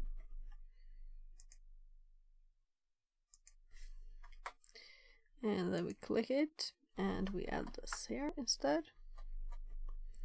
So we can add more stuff, and it's in one place and we can find it from wherever, because these are shells, they're not just like random. This is more like random bash info too, but it's mostly shell stuff, like very much mostly, but there are also other stuff, but it's just to get the shells there anyway, right?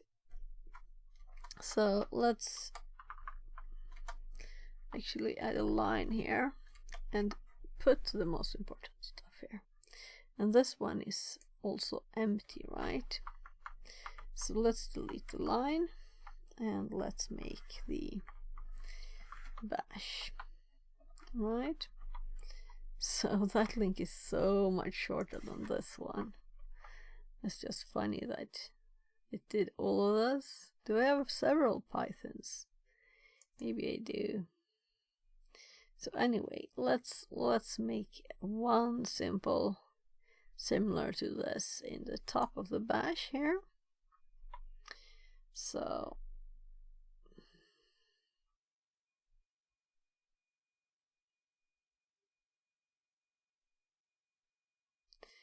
to run with existing cron job or similar. Alright, we can, this is copying bash, yeah? So what if we just wanted to make one? This is the one I had here. So with the pipe. Now this is the Python one. Why it isn't here? I don't know. Let's delete it, because now it has its own file. So here we're running revsh. So let's just go for this one, right?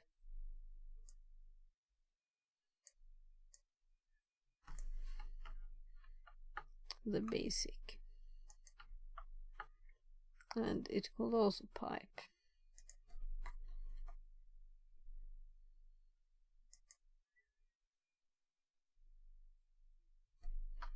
So cron won't run without both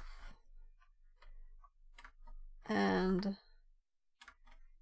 plus x. There. Import it. So I'm pleased with that.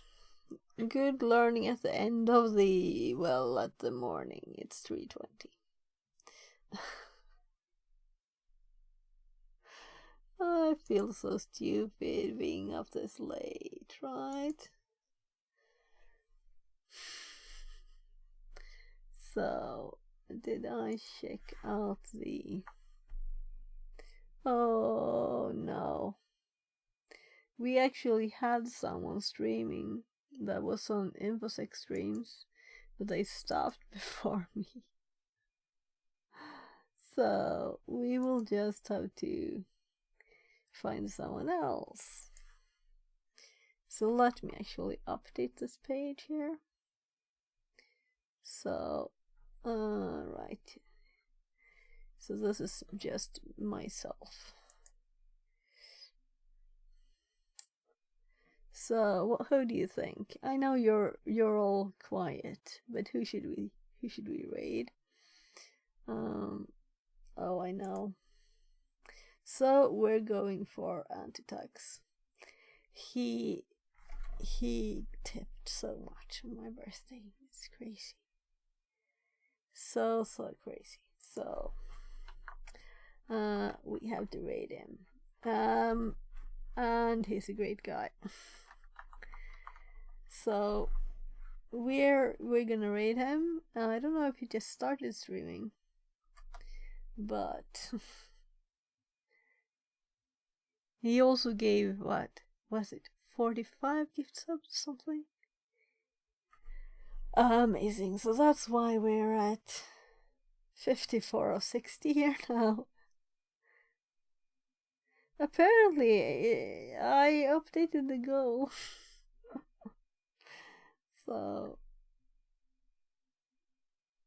So, thank you very much, everybody, for being here. And thank you for the help I have gotten earlier. And yeah, I'm going to say good night and see you. Maybe not tomorrow. We'll see. Maybe. Otherwise, it'll be Monday, as usual. Probably 2 streams or 3 streams Monday. So, good night, everybody.